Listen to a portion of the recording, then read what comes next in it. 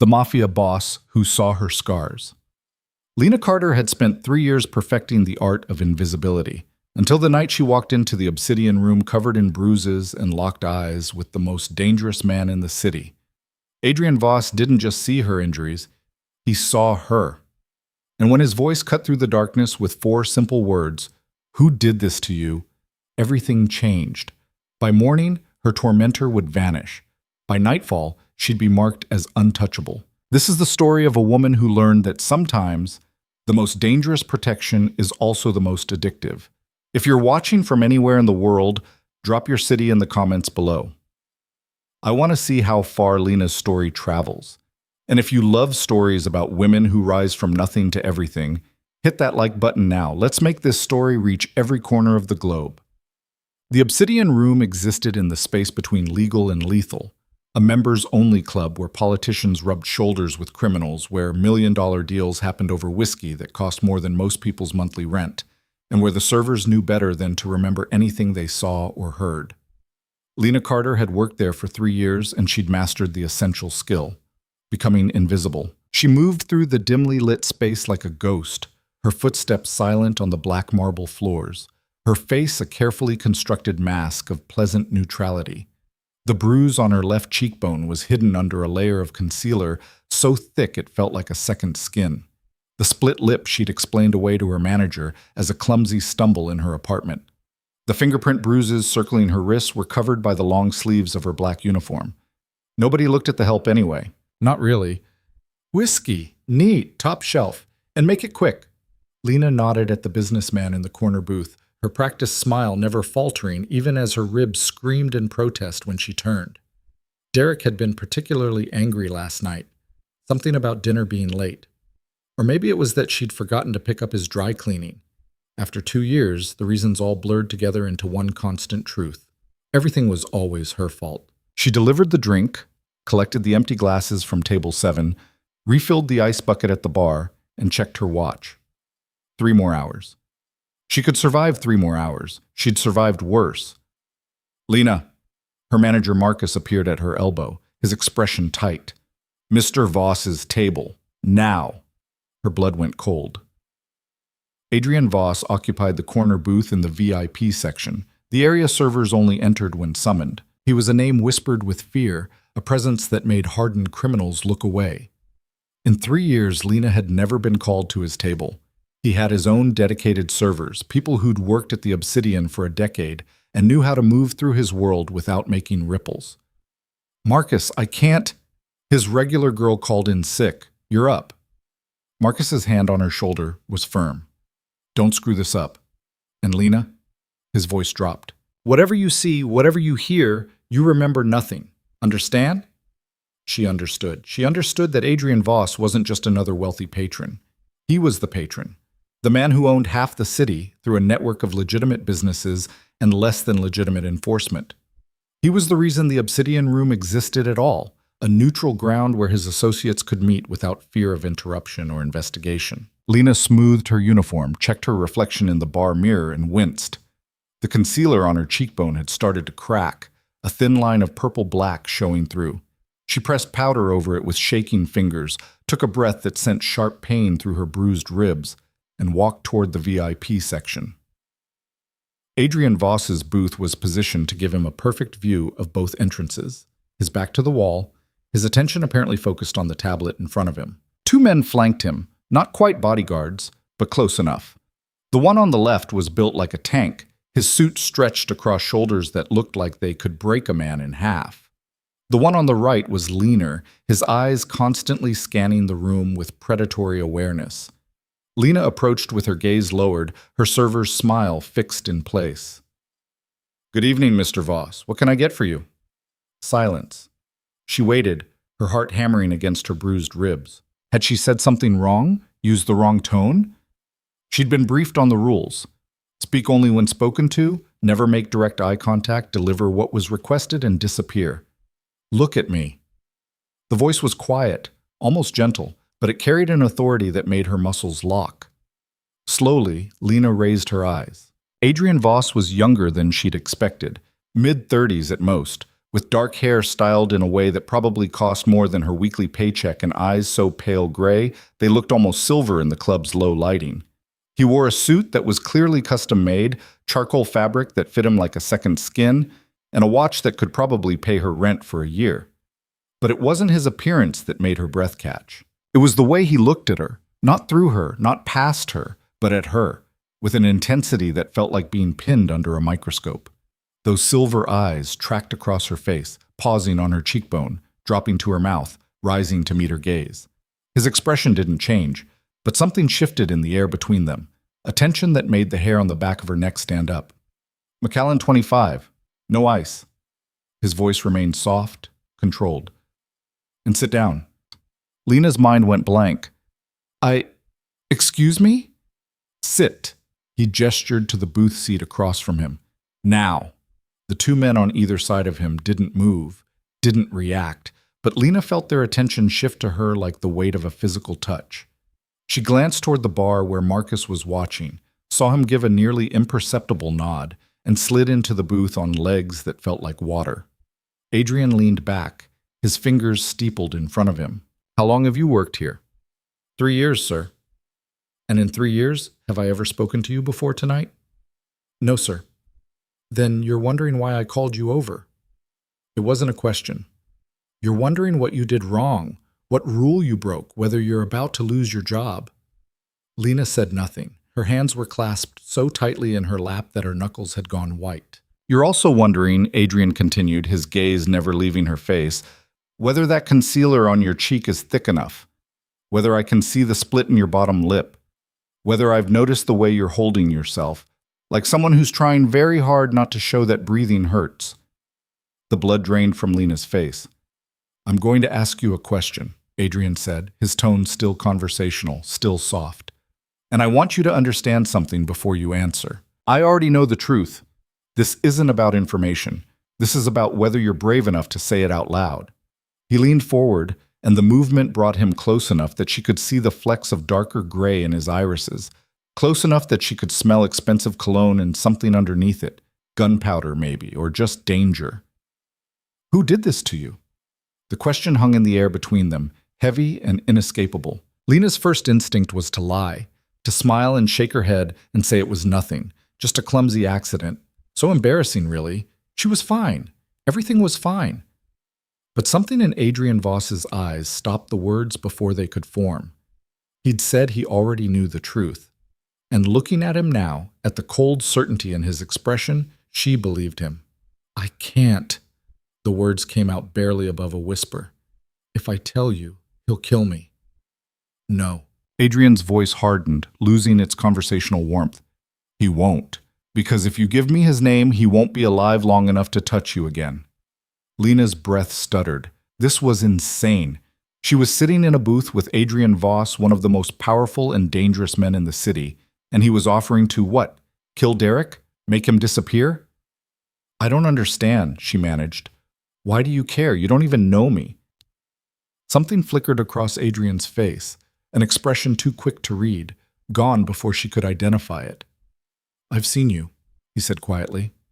"Every time I've been here over the past year, I've watched you move through this room like you're trying not to exist. I've seen you flinch when men raise their voices. I've seen you check the exits compulsively. I've seen you survive." He paused, his jaw tightening almost imperceptibly. 3 weeks ago, you had a bruise on your jaw. 2 weeks before that, your wrist was bandaged. Last month, you moved like someone who'd been hit in the ribs. And tonight, his gaze traveled over her face again, clinical and thorough.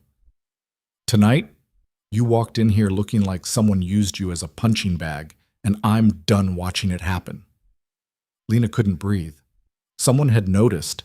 In 3 years of working at the Obsidian, in 2 years of hiding Derek's abuse, in a lifetime of being invisible, someone had actually seen her. Tears burned behind her eyes, but she blinked them back furiously. She couldn't cry. Not here. Not in front of Adrian Voss and his stone-faced associates. "His name is Derek Kane," she whispered. He was my boyfriend. I've tried to leave. I've tried so many times, but he always finds me. He says if I ever leave him for real, he'll kill me. And I believe him." Adrian's expression didn't change, but his eyes went absolutely glacial. Address. What? Give me his address. Where does he live? Lena's hands started shaking. We share an apartment, 2247 Morrison Street, Unit 4B. You're not going back there tonight. Adrian pulled out his phone, typed something quickly, then looked at the man on his right. Carter, arrange a hotel room, somewhere nice, put it on my account. Sir, Lena started. You're not going back there, Adrian repeated, his voice allowing no argument. Tonight, you're going to a hotel. Tomorrow, my people will move your belongings out of that apartment, whatever you want to keep. By tomorrow night, Derek Kane will no longer be a problem. The casual way he said it, like he was discussing a business transaction rather than someone's life, should have terrified her. Maybe it did terrify her. But underneath the fear was something else, something she almost didn't recognize. Hope. I don't have money for a hotel, Lena said. I can barely afford my half of the rent. I can't. You're not paying. Adrian's phone buzzed. He glanced at it, then back at her. The room is booked. Presidential suite at the Meridian. Carter will drive you. I'm working. My shift doesn't end until... Your shift ended the moment you sat down in this booth. Adrian's gaze shifted to somewhere over her shoulder, and Lena turned to see Marcus approaching with her coat and purse. Marcus understands. Don't you, Marcus? Her manager nodded quickly, his face carefully neutral. Of course, Mr. Voss. Lena, take all the time you need. Your position will be waiting when you're ready to return. Lena looked between them, her mind struggling to process what was happening. This couldn't be real. Things like this didn't happen to people like her. Men like Adrian Voss didn't notice broken waitresses. They didn't offer protection. They didn't... Why are you doing this? The question burst out of her before she could stop it. I don't understand. What do you want from me? Adrian stood buttoning his suit jacket with precise movements. What do I want? He tilted his head slightly, studying her with those unsettling silver eyes. I want you to sleep tonight without wondering if he's going to come home drunk and angry.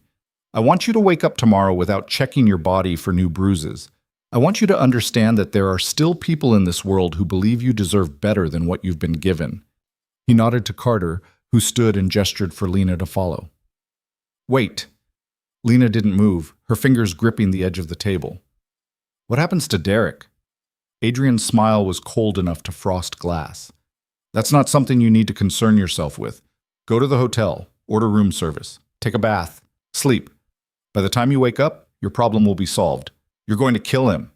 It should have been a question, but it came out as a statement. I'm going to make sure he never hurts you again. Adrian's expression softened slightly, though his eyes remained hard. There's a difference. Lena wanted to argue, wanted to say that she couldn't let him do this, that she'd find another way, that she didn't want blood on her hands. But the words died in her throat. Because the truth was, she was tired. She was so desperately, bone-deep tired of being afraid, of hiding bruises, of measuring her words and her movements to avoid triggering Derek's rage. And here was Adrian Voss offering her a way out. Maybe she should have been horrified. Maybe she should have run. But all she felt was a crushing wave of relief so powerful it nearly brought her to her knees. Okay, she whispered.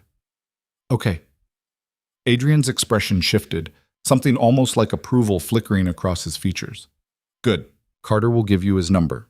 If you need anything, and I mean anything, you call him. Understood? Lena nodded, not trusting her voice. She let Carter guide her out of the VIP section, past the bar where her coworkers watched with wide eyes, through the main floor of the club and out into the cold night air. A black sedan was waiting at the curb, engine running, the driver's face hidden behind tinted windows. Carter opened the back door for her. The Meridian, ma'am. 30-minute drive. There's water in the center console if you're thirsty. Lena slid into the leather interior, her body finally registering the pain she'd been suppressing for hours. Her ribs throbbed. Her face ached. Her wrists burned where Derek's fingers had dug in. But underneath the pain was something new, the fragile, dangerous feeling of being protected. Oh, the presidential suite at the Meridian was bigger than the apartment she'd shared with Derek. Floor-to-ceiling windows overlooked the city, lights glittering like scattered diamonds. The bed was enormous, covered in what had to be thousand-count sheets. The bathroom had a tub the size of a small pool. Lena stood in the middle of the living area, still wearing her coat, and tried not to cry.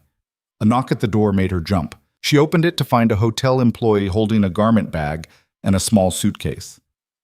"Mr. Voss asked us to provide some essentials," the woman said with a professional smile. "Toiletries, sleepwear, a change of clothes for tomorrow. If you need anything else, just dial 0. Lena took the items with numb fingers, closed the door, and finally let herself break down. She cried in the shower, the hot water turning her skin pink, washing away the concealer and the blood and the fear. She cried while ordering room service, soup and bread, comfort food, things Derek never let her buy because they were too expensive or too fattening. She cried while eating, each bite a small rebellion. And then she climbed into the massive bed, wrapped herself in covers that smelled like lavender and luxury, and slept deeper than she had in 2 years. She woke to sunlight streaming through the windows and the sound of her phone buzzing. Unknown number. Lena answered cautiously. "Hello? Ms. Carter. This is Carter." The voice was professional, clipped. "I'm calling to arrange the retrieval of your belongings. Can you provide a list of items you'd like collected from the Morrison Street apartment?" Reality crashed back. Derek, the apartment, Adrian's promise. "Is he—" Lena's throat closed around the question. Derek Kane is no longer a concern. Carter's tone was matter-of-fact, like he was discussing the weather. "The apartment is currently unoccupied. We can collect your items this afternoon if you provide a list." Unoccupied. Not, "Derek isn't there," not, "He's at work." Unoccupied, which meant Lena's hands started shaking. "What did you do to him?" A pause. "That's not my information to share, ma'am. If you have questions about Mr. Kane's current status, you'll need to speak with Mr. Voss directly. Now, regarding your belongings?" Lena gave him the list in a daze. Her clothes, her laptop, the photo albums her mother had left her, the few pieces of jewelry that had been her grandmother's.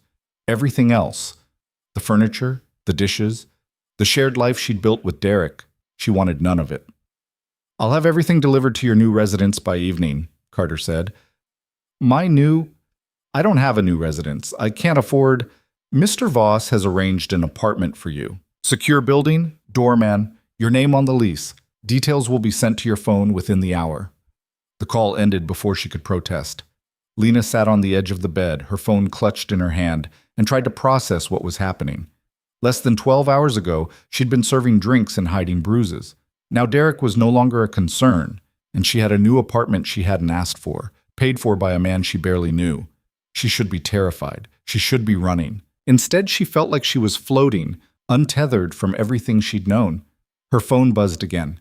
A text from an unknown number. Address 1847, Belmont Avenue, Unit 12A. Key with doorman. Lease in your name, paid for 6 months. Utilities included. No strings attached. AV. No strings attached. Lena stared at the message until her eyes blurred. There had to be strings. There were always strings. Men didn't do things like this without expecting something in return. But what could Adrian Voss possibly want from her? She had nothing. She was nothing, just a waitress with a GED and a history of terrible choices. Another text. You're safe now. That's all I wanted to give you. Lena's vision swam. She read the message 3 times, 4 times, searching for the hidden meaning, the ulterior motive, the trap. But there was nothing. Just a simple statement. You're safe now. And for the first time in longer than she could remember, Lena believed it. The apartment at 1847 Belmont Avenue was perfect. 1 bedroom, hardwood floors, a kitchen with actual counter space. The building had a doorman named George who greeted her with a warm smile and handed her a key card. The elevator was clean and new. The hallways were well lit. Lena stood in the empty living room and cried again, not from pain this time, but from the overwhelming impossibility of it all. Her belongings arrived at 6 p.m., delivered by 2 men who worked with quiet efficiency, setting boxes in the bedroom and her laptop on the kitchen counter. They were gone within 20 minutes, leaving her alone in a space that was entirely, impossibly hers. She spent the evening unpacking, putting her clothes in the closet, setting her grandmother's jewelry box on the dresser, arranging her mother's photo albums on the bookshelf. Every movement felt surreal, like she was playing at being someone else, someone who lived in safe buildings with doormen, someone who didn't flinch at raised voices, someone who had been given a second chance. At 10 p.m., her phone rang. Adrian Voss. Lena stared at the screen for 3 rings before answering. Hello? Are you settled? His voice was different on the phone, warmer somehow, less formal. Yes, thank you. For everything. I don't know how to... You don't need to thank me. A pause. How are you feeling? The question caught her off guard.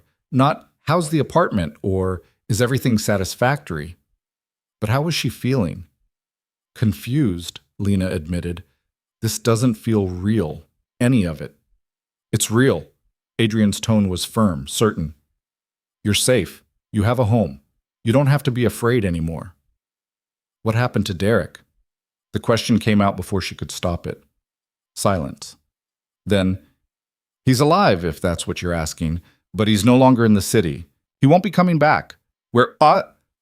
He's somewhere he can think about his choices. Adrian's voice hardened slightly. Somewhere he can learn what it feels like to be powerless. He won't hurt you again, Lena. He won't hurt anyone again.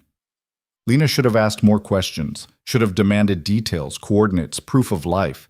But she didn't, because somewhere deep down, in a place she didn't want to examine too closely, she didn't care what had happened to Derek. She only cared that he was gone. Are you going back to the Obsidian? Adrian asked, changing the subject. I don't know. I need to work. I need money for... The apartment is paid for 6 months. That gives you time to figure out what you want to do. If you want to go back to the club, Marcus has your position waiting. If you want to do something else... He paused. I have connections. I can help. There it was. The string she'd been waiting for. What do you want from me? Lena asked quietly. For all of this, the apartment, the protection, making Derek disappear, what do you expect in return? Adrian was silent for so long she thought he might have hung up. Then, I expect you to live, to sleep without nightmares, to walk down the street without looking over your shoulder. That's what I expect. That's not an answer. It's the only answer I have right now. His voice softened. I don't want anything from you, Lena. I'm not Derek. I'm not going to demand payment or gratitude or... He stopped abruptly. I saw someone who needed help and I helped. That's all. People like you don't do things without reason. Then maybe I'm not like other people. A hint of dark humor entered his tone. Sleep, Lena. Tomorrow, decide what you want. The world is open to you now. He ended the call before she could respond. Lena stood in her new apartment, surrounded by her unpacked belongings, and wondered what kind of man offered salvation without demanding worship in return. She returned to the Obsidian room 3 days later, not because she needed the money. The cash Adrian had arranged to be left with the doorman would cover groceries for a month, but because she needed to feel normal. She needed to prove to herself that she could go back, that Derek hadn't taken everything from her. The moment she walked through the employee entrance, she knew something had changed. Her coworkers stared, whispered. Melissa, who'd worked the bar for 5 years and barely acknowledged Lena's existence, actually smiled and said, "Welcome back." Marcus called her into his office before her shift started. "I need to make something clear," he said, closing the door. "What happened between you and Mr. Voss is your business, but it's changed things here. Do you understand?" Lena shook her head slowly. Marcus sighed. "You're protected now. Everyone knows it. The clients, the staff, even the owner. Adrian Voss doesn't extend his protection lightly, and when he does..." He met her eyes. "People respect it, which means if anyone here gives you trouble, they'll answer to him." The weight of it settled over Lena like a physical thing, protected, marked, claimed, in a way that had nothing to do with romance and everything to do with power. "I don't want special treatment," she said. "Too late." Marcus wasn't unkind, just realistic. "You're working the VIP section now. Better tips, better clients. And Lena? If anyone, and I mean anyone, makes you uncomfortable, you tell me immediately. Understood?" She understood. She understood that Adrian Voss had rewritten the rules of her entire world. Her first shift back was surreal. Men who'd barely glanced at her before nodded respectfully when she passed. Regular clients who'd been handsy in the past kept their distance. The servers who'd once treated her like furniture now included her in their break room conversations. And in the corner booth of the VIP section, Adrian Voss sat with his tablet and his associates, his silver eyes tracking her movement across the room with an intensity that made her skin prickle. When she brought him his Macallan 25, he didn't ask her to sit, didn't speak, just took the glass, their fingers brushing briefly, and gave her a small nod. But in that moment of contact, in the warmth of his fingers against hers, Lena felt something shift. Recognition. Connection. The acknowledgement of a debt that could never be repaid, and didn't need to be. She went back to work, moving through the obsidian room with a confidence she hadn't possessed before. The bruises on her face were fading, her ribs had healed, and for the first time in her life, Lena Carter was no longer invisible. The question was, what came next? The following weeks passed in a strange, suspended rhythm that felt like living someone else's life. Lena worked her shifts at the obsidian, collected tips that were suddenly 3 times what she'd made before, and returned each night to an apartment that still didn't quite feel real. She bought groceries without checking prices. She took long baths without timing herself to conserve hot water. She slept through entire nights without jolting awake at phantom sounds. But freedom, she was learning, came with its own complicated weight. Adrian continued to occupy his corner booth 3 nights a week, always with the same associates, always conducting business in low voices that never quite carried to where she stood. He never asked her to sit again, never called her over for anything beyond his drink order. Their only contact was the brief moment when she delivered his Macallan, when their fingers would brush and his eyes would search her face, checking, she realized, for signs of new bruises, new fear, new damage. He was always checking. It should have felt invasive. Instead, it felt like being seen by the only person who'd ever bothered to look. 3 weeks after Derek's disappearance, Lena was restocking glasses behind the bar when Marcus appeared at her elbow, his expression carefully neutral in a way that immediately set off alarm bells. VIP section, Mr. Voss wants to see you. Her stomach dropped. Did I do something wrong? No. Marcus's voice was quieter than usual. But there's someone with him, someone asking about you. The walk to the VIP section felt like moving through water. Lena's mind raced through possibilities, each worse than the last. Police, detectives, someone who knew what had happened to Derek and wanted answers she didn't have. But when she reached Adrian's booth, the person sitting across from him wasn't a cop. It was a woman. She was probably in her mid-50s, expensively dressed in a way that screamed old money, with silver-streaked hair pulled back in a severe bun and eyes the same pale gray as Adrian's. The family resemblance was unmistakable. Ms. Carter. Adrian's voice was formal, his posture rigid in a way Lena had never seen before. This is my mother, Catherine Voss. She wanted to meet you. Catherine Voss looked Lena up and down with the kind of clinical assessment usually reserved for livestock auctions. So you're the waitress my son has decided to adopt as his latest charity case. The words were delivered with such casual cruelty that Lena actually flinched. Adrian's jaw tightened, but he said nothing. I'm not a charity case, Lena said quietly, finding her voice. I work for a living. Of course you do, dear. Catherine's smile didn't reach her eyes. And I'm sure you're very good at serving drinks and looking helpless. It's quite effective, isn't it? Bruise yourself up, catch my son's attention, and suddenly you're living in a luxury apartment on his dime. Mother, Adrian's voice was low, dangerous. Oh, don't mother me, Adrian. This isn't the first time you've let your savior complex override your common sense. Catherine turned back to Lena. How much do you want? Lena blinked. Excuse me? To disappear. To move to another city and stop being a complication in my son's life. Name your price. The air in the booth went absolutely glacial. Adrian stood slowly, his movements controlled but radiating barely contained fury. Get out. Catherine didn't move. I'm trying to protect you. I said get out. Adrian's voice could have cut glass. Now. For a moment, mother and son stared at each other in a silent battle of wills that made Lena want to disappear into the floor. Then Catherine stood gracefully, smoothed her designer skirt, and gave Lena one final dismissive look. When you inevitably hurt him, she said softly, remember that I offered you an exit. She turned to Adrian. And when she shows her true colors, don't come crying to me. She swept out of the VIP section with the bearing of a woman who'd never been told no in her life. The silence she left behind was suffocating. Lena stood frozen, her face burning, her hands trembling. I should go. Sit. Adrian's tone brooked no argument. She sat. He remained standing for a long moment, his hands braced on the table, his head bowed. When he finally looked up, his expression was carefully blank, but his eyes were still storm cloud gray. I apologize, he said. That was inappropriate and unacceptable. My mother has no right to speak to you that way. She thinks I'm using you. Lena's voice came out smaller than she intended. She thinks everyone is using everyone. It's how she sees the world. Adrian sat back down, his movements precise. She's wrong about you.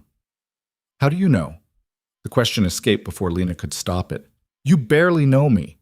We've had one real conversation. For all you know, she's right. For all you know, I am just... Stop. Adrian leaned forward, his gaze locking onto hers. I've spent my entire life reading people. It's how I survive in my world. And I know the difference between someone who's manipulating me and someone who's just trying to survive. But why? Lena heard the desperation in her own voice. Why do you care? Why does it matter to you what happens to me?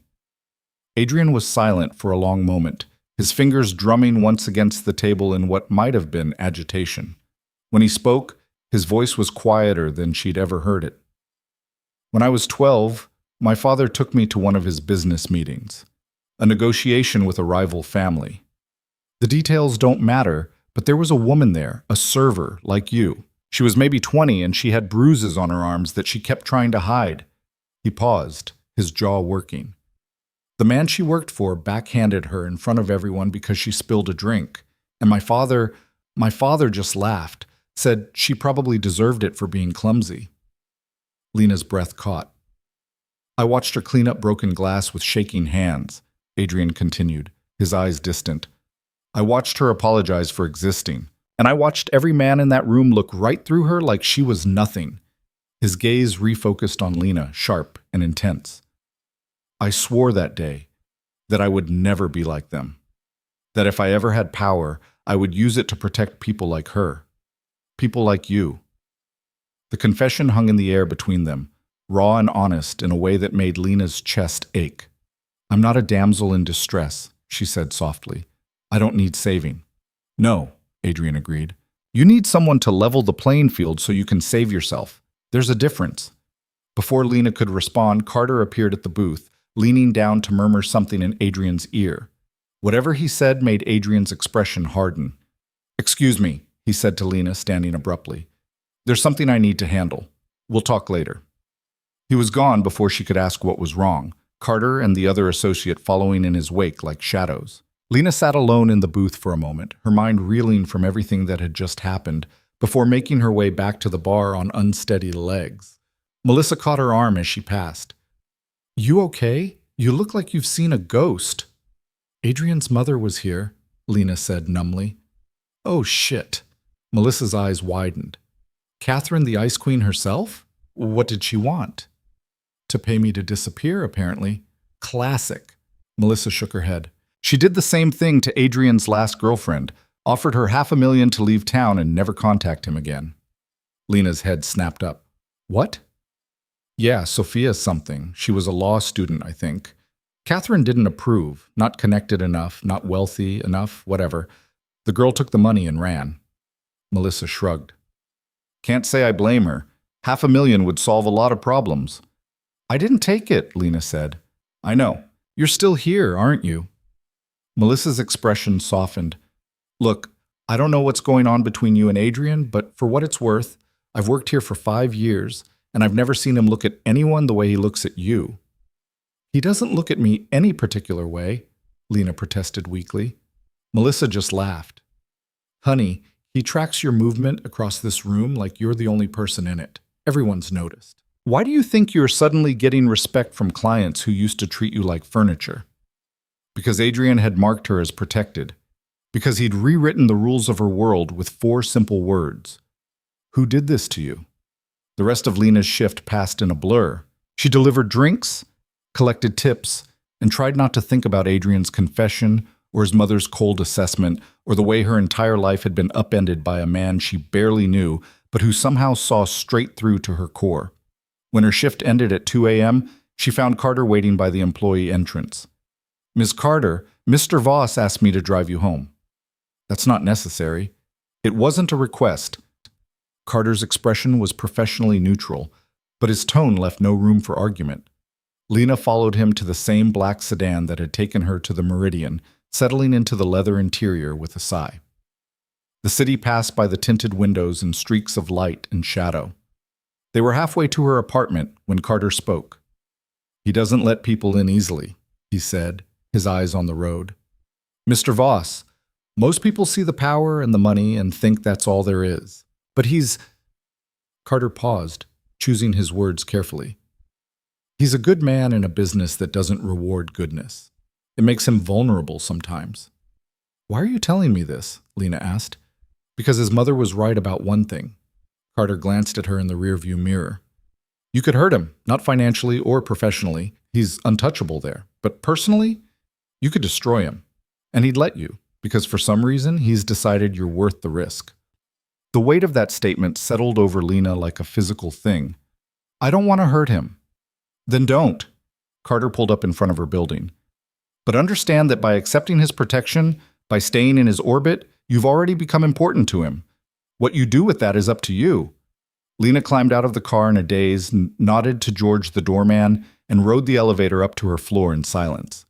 Her apartment was dark and quiet, exactly as she'd left it. She dropped her purse on the counter, kicked off her shoes, and was about to change into pajamas when someone knocked on her door at 3 a.m. Every instinct screamed at her not to answer, but when she looked through the peephole, she saw Adrian standing in the hallway, still in his suit, looking tired in a way she'd never seen before. She opened the door. "What are you doing here?"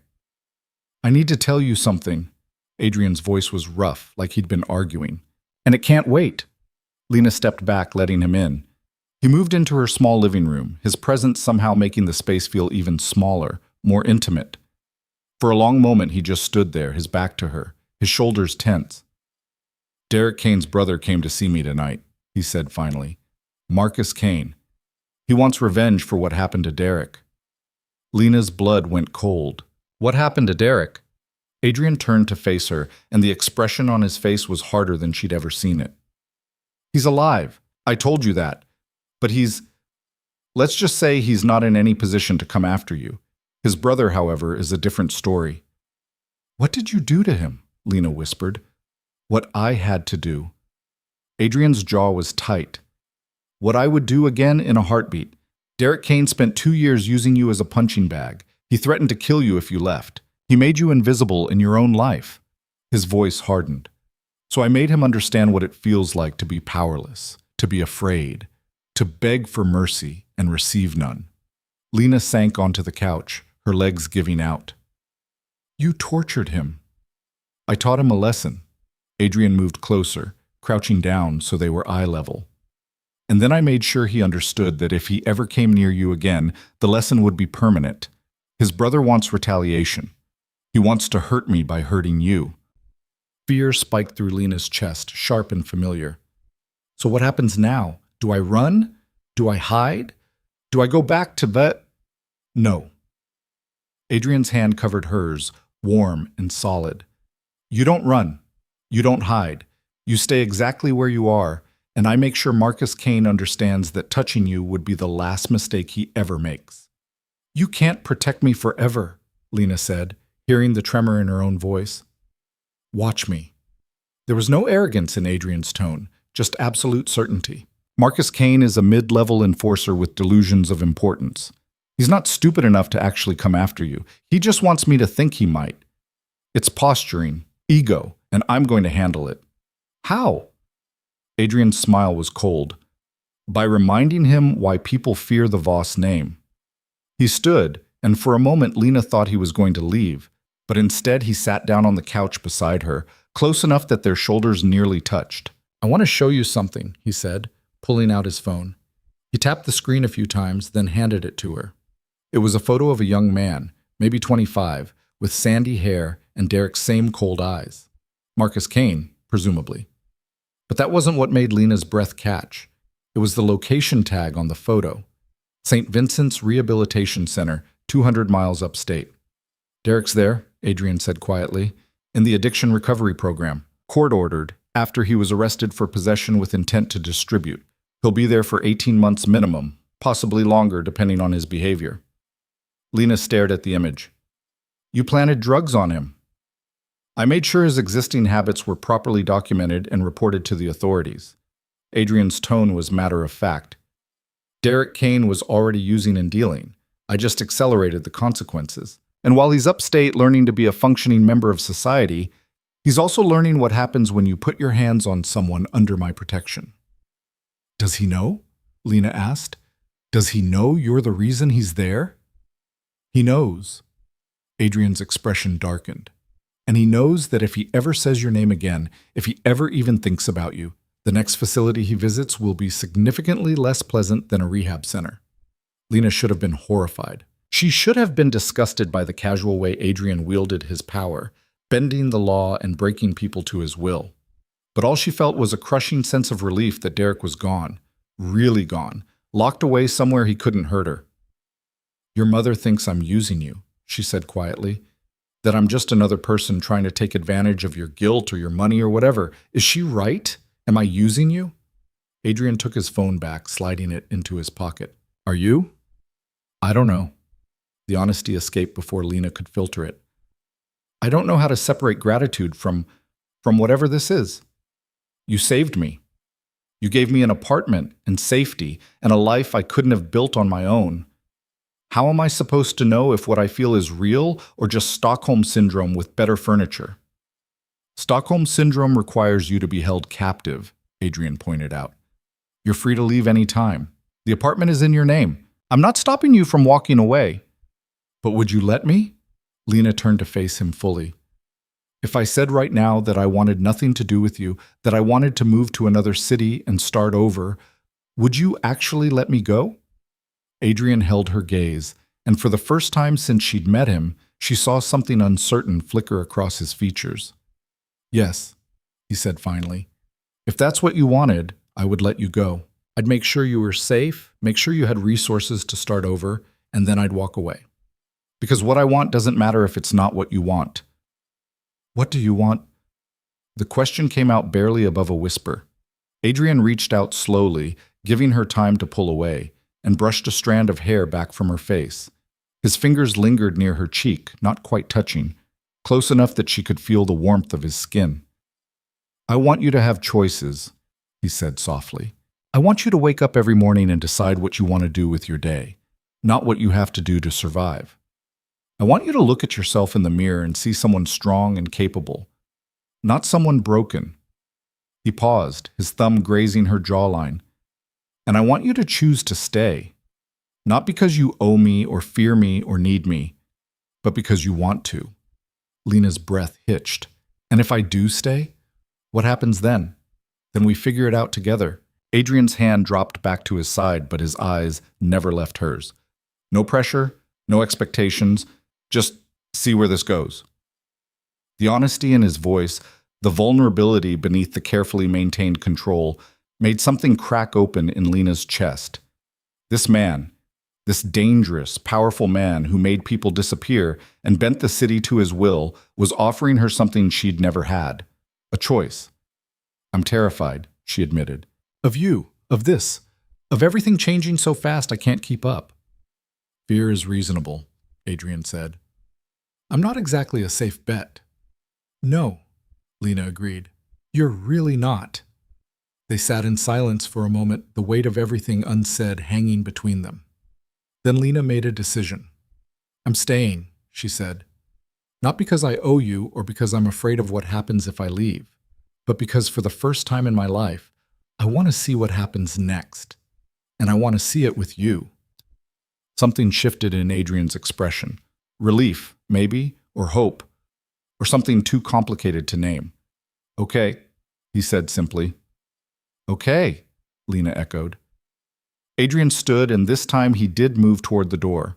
But before he left, he turned back. Carter will be outside tonight.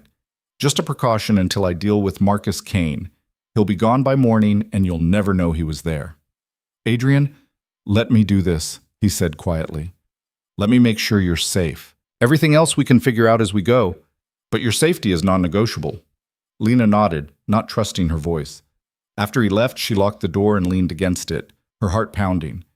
Through the peephole, she could see Carter settling into a chair at the end of the hallway, a laptop open on his knees, his posture alert but relaxed. She was being protected by a man who'd destroyed her abuser and was preparing to destroy anyone else who threatened her. She was living in an apartment paid for with money earned through means she didn't want to examine too closely. She was working at a club where criminals conducted business, and her safety was guaranteed by fear of the man who owned her loyalty. This wasn't a fairy tale. This was messy and complicated and morally gray in ways that should have terrified her.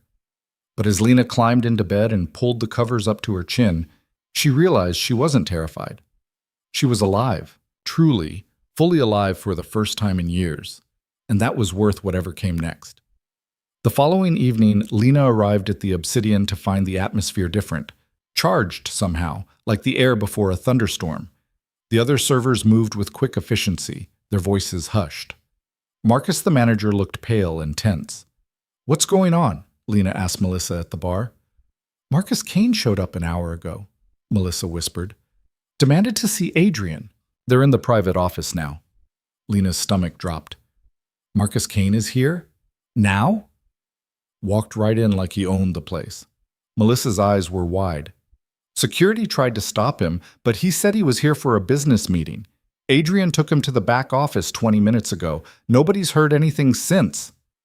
Lena's hands started shaking. She set down the tray she'd been holding before she dropped it. You need to stay right here," Melissa said firmly, gripping her arm. "Whatever's happening in that office, it's not your fight. Adrian can handle himself." But Lena couldn't just stand there. She moved through the main floor toward the private offices in the back, her heart hammering. The hallway was empty except for Carter, who stood outside a closed door like a sentinel. "Miss Carter." His voice was carefully neutral. "You shouldn't be here." "What's happening?" Lena demanded. "Is Adrian okay?" "Mr. Voss is handling a business matter. I'm sure he'll speak with you when he's finished." "Carter, please." The office door opened. Adrian emerged first, his suit jacket gone, his shirt sleeves rolled up to reveal forearms corded with tension. There was blood on his knuckles. Not much, just a thin line across his right hand. His face was calm, almost expressionless, but his eyes were ice. Behind him came Marcus Kane, and Lena's breath stopped. The man was bigger than Derek, broader, with the kind of build that came from years of enforcing through violence. But he moved stiffly, one hand pressed to his ribs, his lips split and already swelling. When he saw Lena, his eyes narrowed with pure hatred. "That's her?" he spat. "That's the bitch who got my brother locked up?"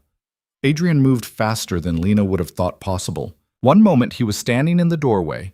The next, his hand was wrapped around Marcus Kane's throat, slamming him back against the wall with enough force to make the man's head bounce. "Speak about her again," Adrian said softly, his voice deadly calm, "and I will remove your tongue.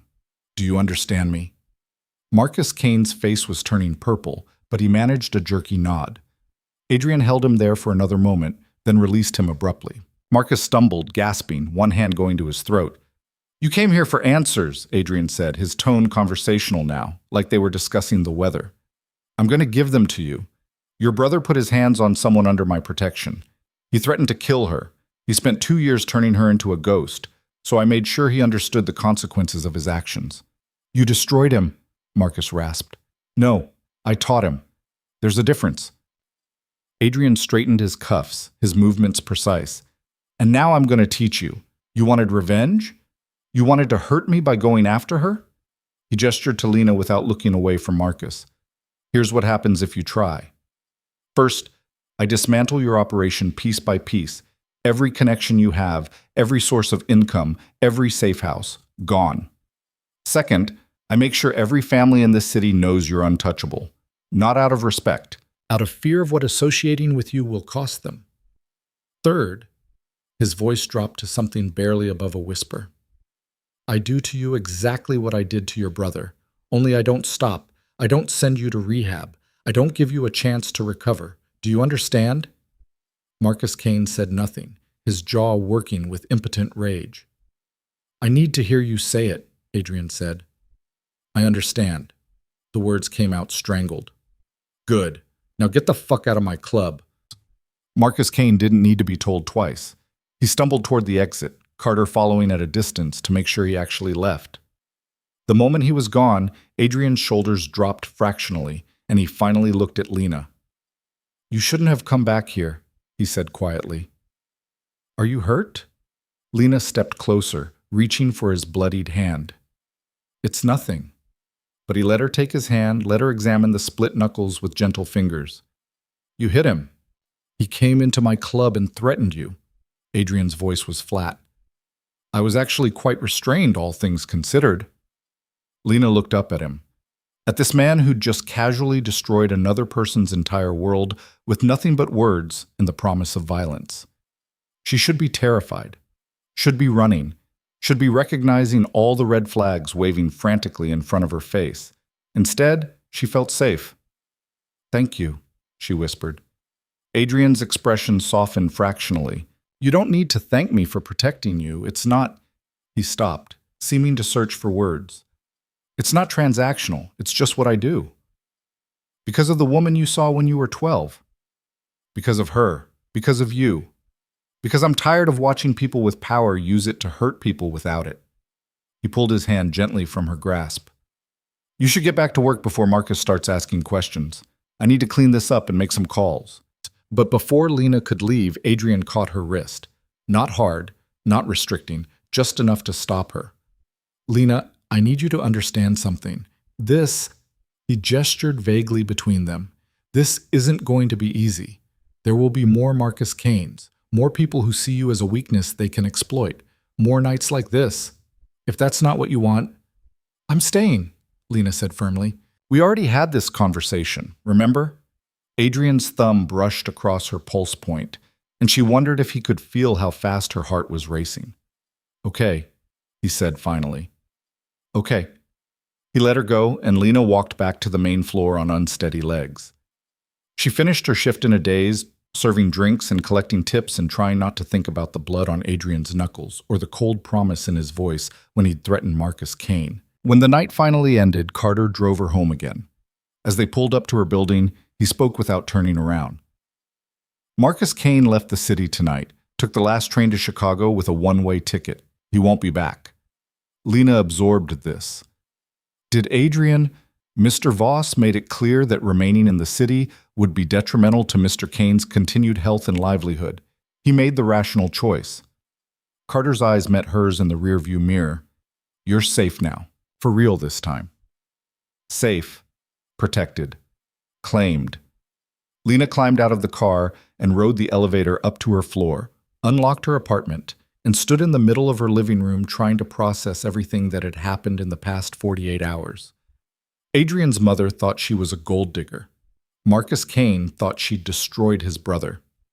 Adrian's associates watched her like she was a bomb waiting to explode in their boss's carefully controlled world.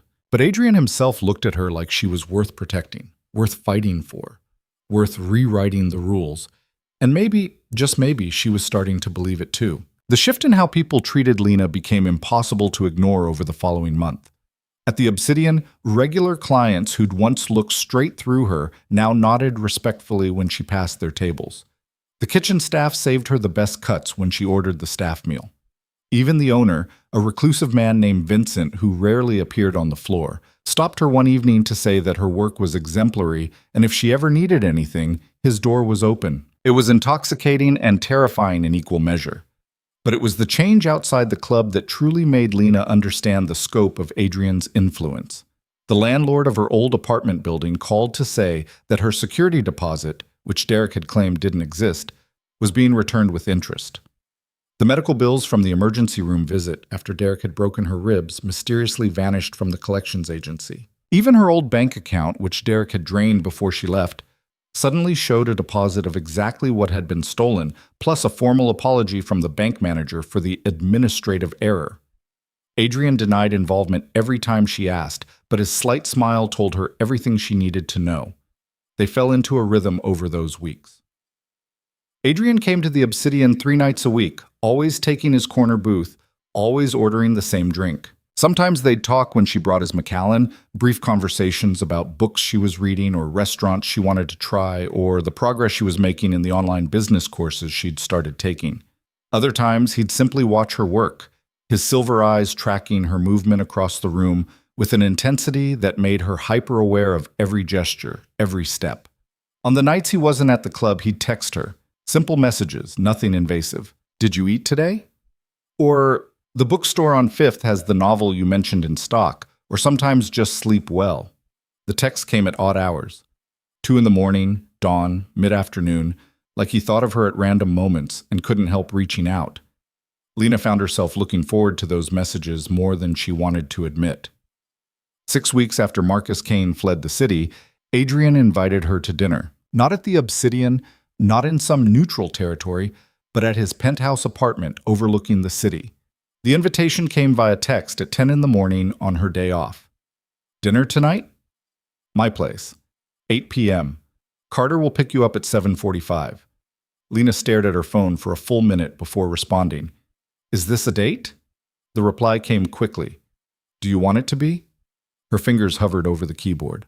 This was it, the moment where she either stepped fully into whatever was building between them or maintained the careful distance she'd been clinging to.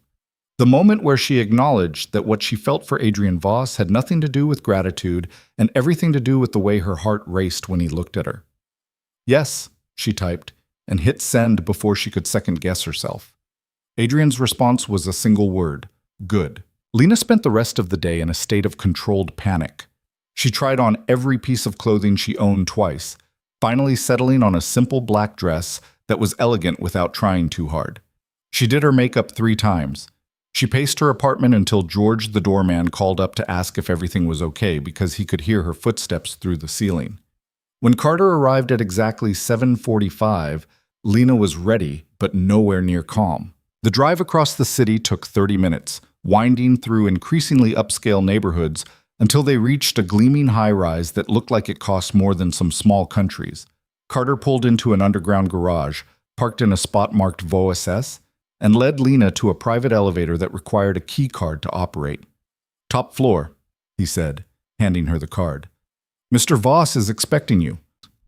The elevator rose in smooth silence, and Lana watched the floor numbers climb with mounting anxiety. What was she doing?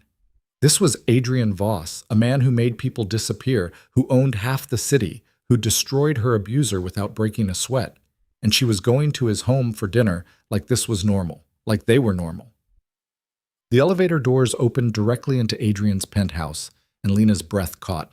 The space was stunning, floor-to-ceiling windows offering a panoramic view of the city lights, modern furniture in shades of gray and black, original artwork on the walls that probably cost more than her car. But what struck her most was how lived-in it felt. Books were stacked on the coffee table. A laptop sat open on the kitchen island.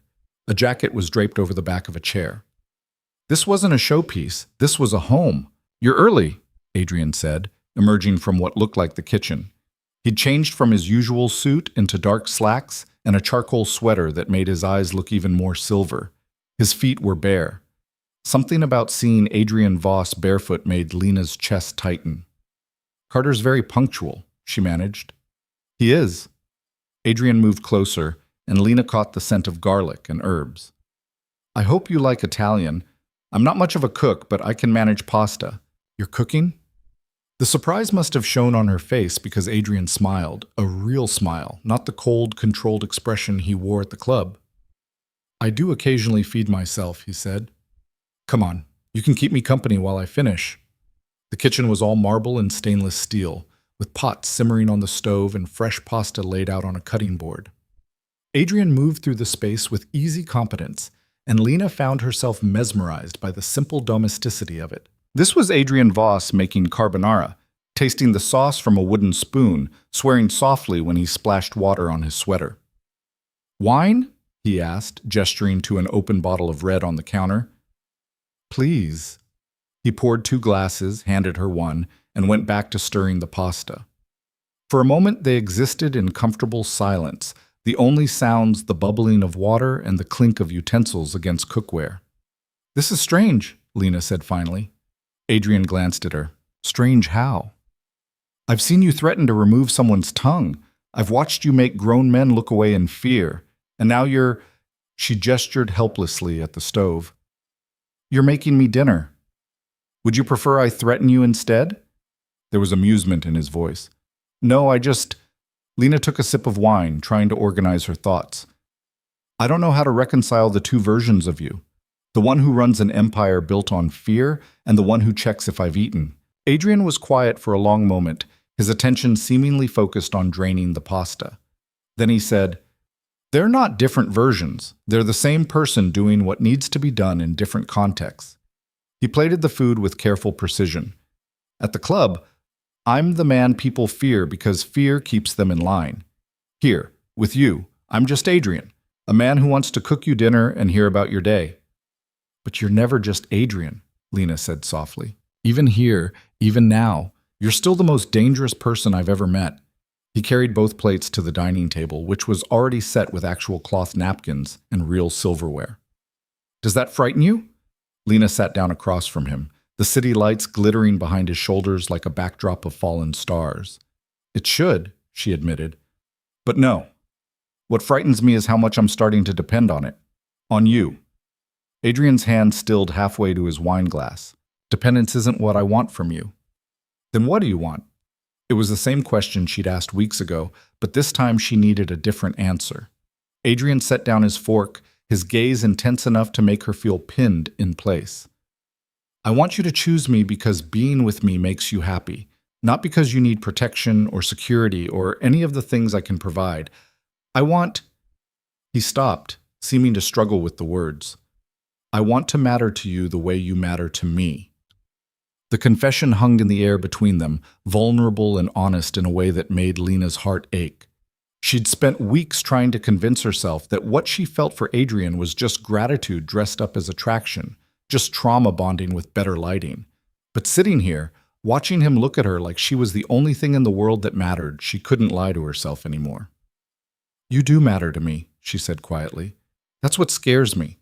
I barely know you, Adrian. 6 weeks ago, you were just a name people whispered with fear, and now you're… She gestured between them. You're this. And I don't know if what I feel is real, or if I'm just… Lena. Adrian reached across the table, his hand covering hers. I'm not asking you to have everything figured out. I'm just asking you to give this a chance, to see where it goes without overthinking it. I'm good at overthinking, Lena said, but she didn't pull her hand away. I've noticed. His thumb brushed across her knuckles. Eat your dinner, then we can overthink together. The pasta was perfect, creamy and rich, with just the right amount of pepper. They ate in comfortable silence for a while, the tension easing into something warmer, more natural. Adrian asked about the business courses she was taking, and Lena found herself talking about her dream of maybe running her own business someday, something small but hers. What kind of business? Adrian asked. I don't know yet. Maybe event planning or cafe or… She shook her head. It's stupid. I don't have the capital or the experience or… It's not stupid. Adrian's voice was firm. And capital can be arranged. Experience can be gained. If you want to build something, I can help make that happen. I don't want your money, Lena said quickly. I'm not offering money. I'm offering connections, advice, resources. But the work would be yours. The business would be yours. He paused. I just like to watch you build something, to see you create instead of just survive. The sincerity in his voice made Lena's throat tight. Why? She whispered. Why do you care so much about what happens to me? Adrian stood, collecting their empty plates and carrying them to the kitchen. For a moment, Lena thought he wasn't going to answer. Then he spoke without turning around. When I was 16, I watched my father beat a man to death in our basement. The man had stolen from him. Nothing major, just a few $1,000s. But my father said it was about respect, about making sure everyone knew what happened when you crossed the Voss family. Adrian's shoulders were rigid, his hands braced against the counter. He made me watch, said I needed to learn what power looked like. Lena's breath caught. I learned something that day, Adrian continued, his voice hollow. I learned that power without purpose is just cruelty. That fear without respect is tyranny, and I swore I would never be like him. He finally turned to face her. When I took over the family business, I changed things.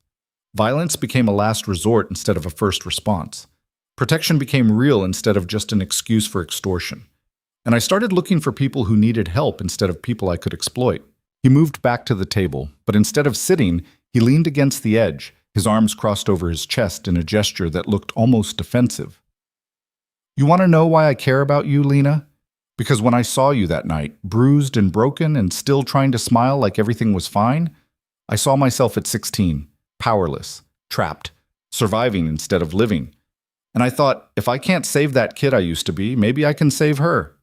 Lena stood slowly, her legs unsteady. She crossed the small distance between them until she was close enough to see the muscle working in Adrian's jaw, close enough to feel the tension radiating from his body. I'm not a redemption project, she said softly. I know. And I'm not going to fix whatever's broken in you. I know that too. Adrian's hands uncrossed, falling to his sides. But maybe we can be broken together. Maybe that's enough. Lena reached up, her fingers brushing against his cheek. He went absolutely still, his breath catching, his eyes searching hers for something she wasn't sure she could name. I'm terrified of you, she whispered. Of this. Of how much I want it, even though I know it's probably a terrible idea. It probably is, Adrian agreed. His hand came up to cover hers, holding it against his face. I'm not a good man, Lena. I've done things that would horrify you. I'll probably do more. And being with me means living in my world, with all the danger and darkness that comes with it. I know. And you're still here. I'm still here, Lena confirmed. Something shifted in Adrian's expression. A wall coming down. A carefully maintained distance dissolving. He turned his head slightly, pressing his lips to her palm in a gesture so tender it made her chest ache. Stay the night, he said quietly. I'm not asking for anything except your company. Stay. Talk to me. Let me know you better. Lena should have said no, should have maintained boundaries, kept distance, protected herself from falling too deep too fast. But when she looked at Adrian Voss, this dangerous, complicated man who'd rebuilt her life with nothing but his will and his resources, all she wanted was to say yes. Okay, she whispered. They moved to the living room, settling on the couch with fresh glasses of wine and the city lights painting shadows across the walls. Adrian asked her about her childhood, and Lena found herself talking about her mother, a woman who'd worked 3 jobs to keep them fed, who died when Lena was 20 and left her adrift in a world that suddenly felt too big and too cruel. That's when I met Derek, she said, curled into the corner of the couch with her legs tucked under her. 6 months after she died. I was working at a diner, barely making rent, and he came in and was charming and attentive and made me feel like I mattered. By the time I realized what he really was, I was already trapped. Adrian listened without interrupting, his expression unreadable. When she finished, he said simply, "Your mother would be proud of you, of who you're becoming." How do you know? Lena asked. You never met her. Because any mother who fought that hard to protect her daughter would want to see her thriving, not just surviving. And that's what you're doing now. You're learning, growing, building a future. That's not because of me. That's because of her foundation and your strength. The words settled over Lena like a warm blanket. She'd spent so long feeling like she'd failed her mother's memory by ending up with Derek, by becoming so small and afraid. But maybe Adrian was right. Maybe the fact that she'd survived, that she'd accepted help, that she was trying to build something better, maybe that was enough. Tell me about your mother, she said. Catherine the Ice Queen. Adrian's laugh was bitter. Accurate description. My mother married my father for power and status. They had me because heirs are expected in families like ours. But love? He shook his head. I don't think she's capable of it. Everything is transactional with her. Every relationship is a negotiation. Is that why you're different? Lena asked. Why you care about things like justice and protection instead of just profit? Maybe. Or maybe I'm just rebelling against what I was raised to be. Adrian stared out at the city lights. My father wanted to build an empire through fear. My mother wanted to maintain it through strategic marriages and business alliances. He paused. I want something that matters. Something more than just accumulating power for power's sake. What does matter to you? Lena shifted closer, drawn by the vulnerability in his voice. Adrian turned to look at her, and the intensity in his silver eyes made her breath catch. Right now? You matter. This matters. The idea that maybe I can use everything I've built to protect instead of destroy, that matters. They talked for hours, the conversation flowing from childhood memories to favorite books, to the strange liminal space they both occupied. Lena between her old life and whatever came next, Adrian between the man his father wanted him to be and the man he was trying to become. Somewhere around 2 in the morning, Lena's eyes started to drift closed. She fought it, not wanting the night to end, but exhaustion won. The last thing she remembered was Adrian's hand in her hair, his voice low and soothing, saying something about rest and safety and tomorrow. She woke to sunlight streaming through floor-to-ceiling windows and the smell of coffee. For a disorienting moment, Lena couldn't remember where she was. Then she registered the soft couch beneath her, the cashmere blanket someone had draped over her, the unfamiliar but expensive surroundings. Adrian's penthouse. She'd fallen asleep during their conversation. Lena sat up, smoothing her dress and trying to tame her hair. Adrian emerged from the kitchen with 2 mugs of coffee, looking unfairly put together for someone who'd presumably stayed up as late as she had. Morning, he said, handing her a mug. I wasn't sure how you take your coffee, so I made it like mine. Black, 1 sugar. That's perfect, actually. Lena took a sip, letting the warmth spread through her. I fell asleep on you, I'm sorry. Don't be. You needed rest. Adrian sat down beside her, close enough that their knees touched. Besides, you talk in your sleep. It was enlightening. Lena's face flushed. I do not.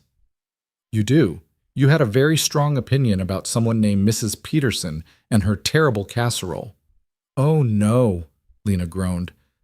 Mrs. Peterson was my neighbor when I was 8. She kept bringing us tuna casserole that tasted like sadness and obligation. Adrian's smile was genuine, reaching his eyes in a way that made him look younger, less burdened. Sadness and obligation, that's specific. It was a specific kind of terrible. Lena set down her coffee mug. I should probably go. Let you get on with your day. Or, Adrian said carefully, you could stay for breakfast. I make excellent pancakes. Lena knew she should leave, should maintain some kind of boundary, some protection against falling too deep too fast. But sitting here in Adrian's living room, with morning sunlight turning his eyes to polished silver and the city stretched out below them like a promise, she didn't want to leave. Pancakes sound good, she said. They ate at the kitchen island, and Lena learned that Adrian was right. He did make excellent pancakes, light and fluffy with fresh blueberries and real maple syrup. They talked about nothing important, everything important, and Lena felt something settle in her chest, something that felt dangerously close to happiness. When Carter arrived to drive her home at noon, Adrian walked her to the elevator. Before the doors could close, he caught her hand.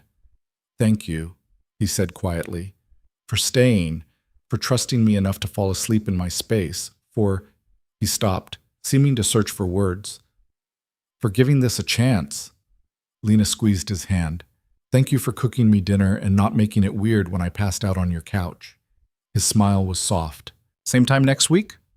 It's a date, Lena said, and meant it. The elevator doors closed on Adrian's expression, something warm and hopeful and almost shy that made Lena's heart race all the way down to the parking garage. Over the next 2 weeks, Lena and Adrian fell into a new rhythm. Dinner at his place became a weekly tradition. He taught her to make risotto. She introduced him to her favorite mystery novels. They talked about everything and nothing, building something fragile and precious between them. At the Obsidian, people started to notice the change. The way Adrian's eyes softened when Lena approached his table. The way she smiled more freely, laughed more easily. The way their brief conversations at the bar stretched longer each night. Melissa cornered Lena in the break room one evening. You're sleeping with him. I'm not, Lena protested. But you want to.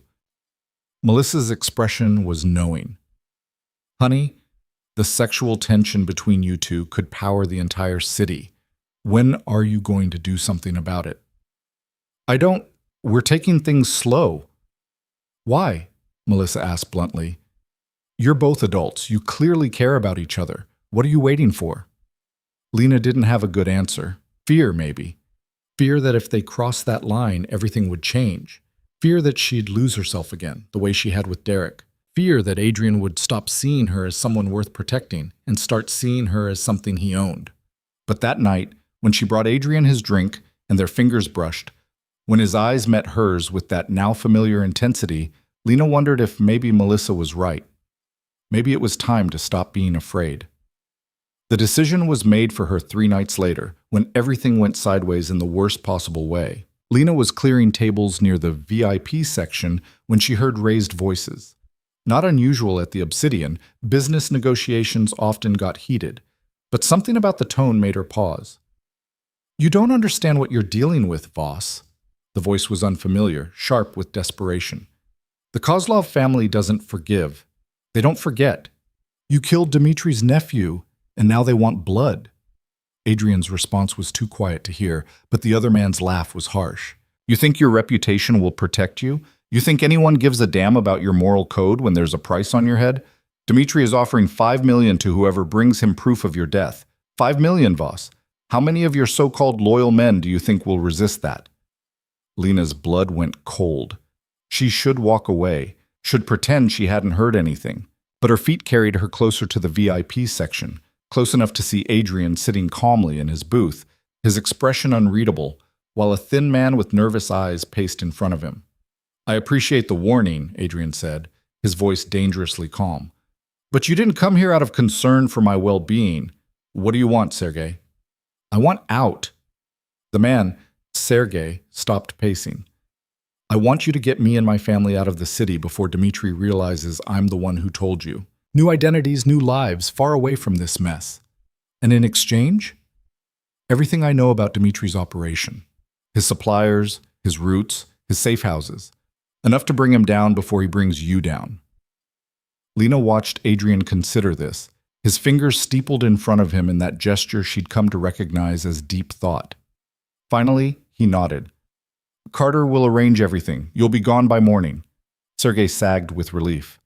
Thank you. I know we're not friends, but we're not, Adrian agreed. But I don't let innocent people suffer if I can prevent it. Your family will be safe. Sergei left quickly, and Lena should have done the same.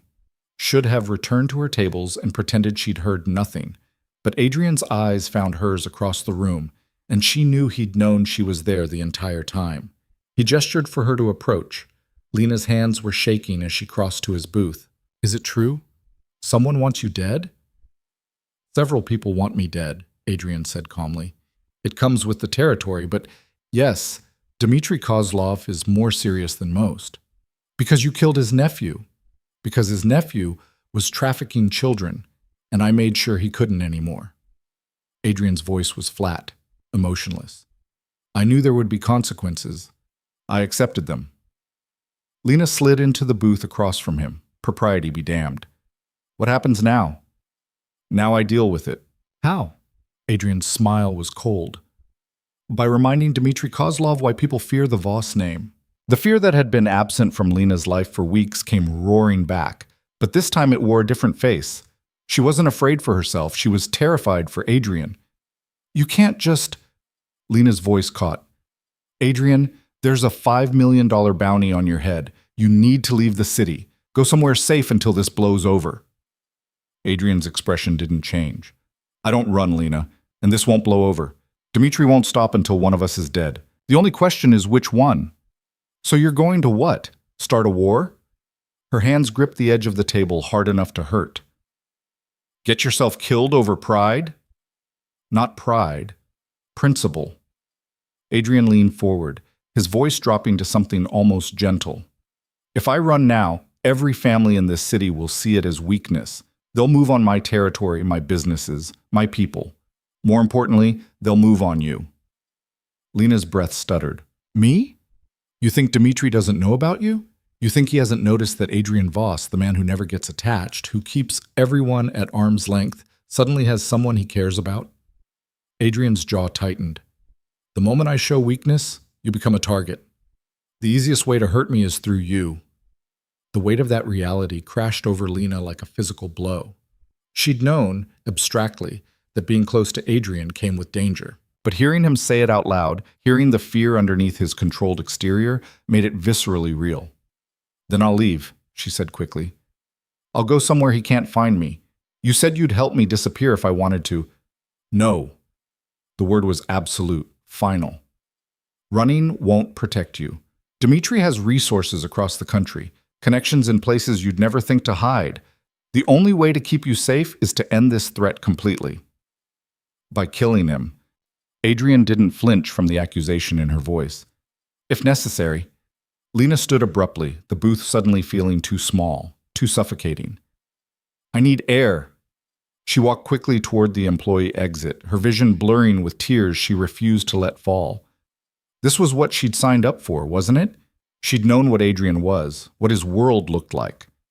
But knowing it intellectually, and facing the reality of violence and death and bounties, were two completely different things. The alley behind the obsidian was cold and dark, the kind of place Lena would never have stood alone 2 months ago. But now, with Carter materializing silently from the shadows to stand watch, she felt safer here than she had in the brightly lit club. Ms. Carter, Carter's voice was even, professional. Are you all right? Does it ever get easier? Lena asked, wrapping her arms around herself. Living with the constant threat? Knowing that any day could be the day someone decides Adrian is worth $5 million? Carter was quiet for a moment. No, he said finally. But you learn to trust that Mr. Voss knows what he's doing. He's survived this long for a reason. What reason? Because he's smarter than people give him credit for. Because he plans 3 moves ahead of everyone else. Because when he makes a move, it's decisive and final. Carter's silhouette shifted in the darkness. And because now he has something worth staying alive for. Lena turned to look at him. What do you mean? I've worked for Mr. Voss for 8 years. I've watched him build an empire, consolidate power, eliminate threats. But I've never seen him careful before. Never seen him hesitate, consider consequences beyond the immediate tactical advantage. Carter's voice softened slightly. Until you. Now he triple-checks security. Now he worries. Now he has something to lose. The door behind them opened, and Adrian emerged into the alley. He didn't speak, just looked at Carter with a slight nod. Carter melted back into the shadows, leaving them alone. I'm sorry, Adrian said quietly. I shouldn't have been so blunt. I forget sometimes that not everyone is comfortable discussing death over drinks. I'm not some delicate flower, Lena said, but her voice shook. I can't lose you. Not when I'm just starting to. She stopped, the words catching in her throat. Adrian closed the distance between them slowly, giving her time to pull away. When she didn't, he cupped her face in his hands, his thumbs brushing away tears she hadn't realized were falling. You're not going to lose me, he said, and the certainty in his voice almost made her believe it. I promise you, Lena. I've survived worse than Dmitry Kozlov, and I'll survive this too. You can't promise that. Watch me. Adrian pressed his forehead to hers, and Lena could feel his breath warm against her skin. I have too much to live for now. I'm not going anywhere. Lena's hands came up to grip his wrists, holding him there, holding on to this moment of quiet in the middle of chaos. What happens now? Now I make arrangements. Sergei's information will help, but I need to move carefully. Dmitry has allies, people who owe him favors. If I move too fast, I'll start a war I can't control. Adrian pulled back just enough to meet her eyes. But if I move too slow, he'll strike first. It's a delicate balance. How long? A week. Maybe less. His expression hardened. In the meantime, you're not leaving my sight. You'll stay at my place where security is better. Carter and his team will be with you whenever I can't be. I know it's invasive. I know it's... Okay, Lena interrupted. Adrian blinked. Okay? I trust you. The words felt like surrender and strength in equal measure. If you say staying close is safer, then I'll stay close. Just promise me you'll be careful too. Something shifted in Adrian's expression, a wall crumbling behind his eyes. He kissed her forehead, a gesture so tender it made Lena's chest ache, and then stepped back. Come on, let's get you out of here. The next 3 days passed in a strange suspension of reality. Lena moved into Adrian's penthouse with a duffel bag of essentials and the understanding that her life had fundamentally changed. She called Marcus at the Obsidian to say she needed time off for a family emergency. She ignored her phone except for the texts from Adrian and Carter updating her on their movements, and she learned what it meant to live in Adrian's world. The penthouse had security she hadn't noticed before, cameras covering every angle of approach, reinforced windows, a panic room hidden behind the master bedroom closet. Carter and 3 other men rotated shifts, always present, but never intrusive, moving through the space like well-trained ghosts. Adrian came home at odd hours, always looking exhausted, always carrying the weight of decisions Lena could only imagine. Sometimes he'd find her reading on the couch and just sit beside her in silence, his hand finding hers like an anchor. Other times he'd disappear into his office for hours, and she'd hear the low murmur of phone calls in languages she didn't understand. On the 3rd night, Lena woke at 2 a.m. to find the bed beside her empty. She pulled on one of Adrian's shirts and padded out into the living room, where she found him standing by the windows, staring out at the city with a glass of whiskey in his hand. "Can't sleep?" she asked softly. Adrian didn't turn. "I'm meeting with Dimitri's representative tomorrow. Neutral ground, public place. He wants to negotiate." Lena's stomach dropped. "Is that good?" "It's a trap." Adrian's voice was flat. "Dimitri doesn't negotiate. He's going to try to kill me in broad daylight and make it look like an accident or self-defense. He'll have witnesses planted, maybe a cop or 2 on his payroll. It's a smart move, actually. Public enough that I can't refuse without looking weak, controlled enough that he thinks he can manipulate the outcome." "Then don't go," Lena said, crossing to stand beside him. "If you know it's a trap, I have to go. If I refuse, he'll interpret it as fear and move against me immediately. At least this way I control some of the variables." Adrian took a sip of his whiskey. "I'm bringing Carter and a full security team. We'll be armed, and I'll have my own witnesses to counter whatever story Dimitri tries to sell." "But you'll still be walking into a situation where someone wants to kill you." "Yes." Adrian finally looked at her, and the exhaustion in his eyes was profound. "I'm sorry. I know this isn't what you signed up for when you agreed to have dinner with me." Lena took the whiskey glass from his hand and set it on the nearby table. Then she took both his hands in hers, holding tight. "I signed up for you," she said firmly. "All of you. The pancakes and the book recommendations, and yes, even the death threats and the security teams and the impossible choices. I'm not running, Adrian. I'm here."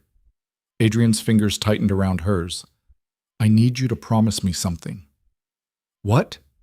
"If this goes wrong tomorrow, if Dimitri succeeds, Carter has instructions to get you out of the city immediately. New identity, new life, enough money to start over anywhere you want." His voice cracked slightly. "Promise me you'll let him protect you. Promise me you won't do something stupid like try to avenge me." "Adrian, promise me, Lena." His eyes were fierce, desperate. "I need to know you'll be safe even if I'm not here to make sure of it." Lena wanted to argue, wanted to say that nothing was going to happen, that he was going to come home safe, and this would all be a bad memory. But she understood what he was asking. He needed this promise to walk into Dimitri's trap with a clear head. "I promise," she whispered, "but you have to promise me something too." "Anything." "Come back to me. Whatever it takes. Whoever you have to become. Come back." Adrian pulled her into his arms, holding her so tightly she could barely breathe. His face buried in her hair, his body trembling with tension he'd been holding back. For a long moment they just stood there, 2 people clinging to each other in the dark, knowing that tomorrow might shatter everything. When Adrian finally pulled back, his expression was different, determined, resolved. "Come on," he said, taking her hand. "If tomorrow might be our last night, I don't want to spend it worrying."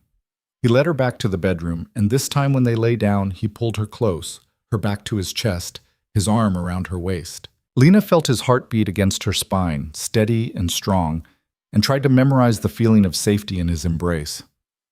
"Tell me something," Adrian murmured into her hair. "Something I don't know about you." Lena thought for a moment. "When I was little, I wanted to be a marine biologist. I was obsessed with sharks. Had posters all over my room, checked out every book the library had on them. Sharks? She could hear the smile in his voice. They're misunderstood, Lena said. Everyone thinks they're these mindless killing machines, but they're actually really intelligent. They only attack when they're confused or threatened. Mostly, they just want to be left alone. Sounds familiar? Adrian said quietly. Lena turned in his arms to face him. You're not a shark, Adrian. No? His hand came up to brush hair from her face. I think I might be. Dangerous when threatened, misunderstood, just wanting to be left alone with the things I care about. The things you care about, Lena repeated. Am I one of those things? Adrian's eyes searched hers in the darkness. You're the only thing that matters, he said simply. Everything else, the business, the reputation, the empire, it's all just noise. But you're the signal that cuts through everything else. Lena kissed him then, unable to hold back any longer. It was soft and desperate and tasted like fear and hope in equal measure. Adrian responded immediately, his hand tangling in her hair, his body pressing close to hers. They made love slowly, carefully, like they were memorizing each other. Adrian's hands traced every curve of her body with reverent attention. Lena learned the scars on his skin, the old injuries he'd never explained, the map of violence written across his flesh. When they finally came together, it felt like sealing a promise that neither of them wanted to voice. Afterward, lying tangled in sheets with Adrian's arm around her, Lena felt tears sliding down her cheeks.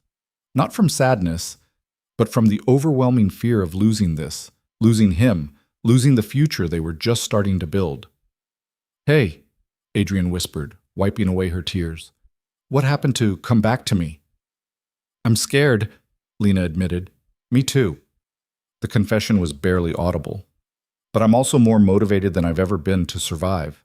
Because this, he gestured between them, this is worth fighting for.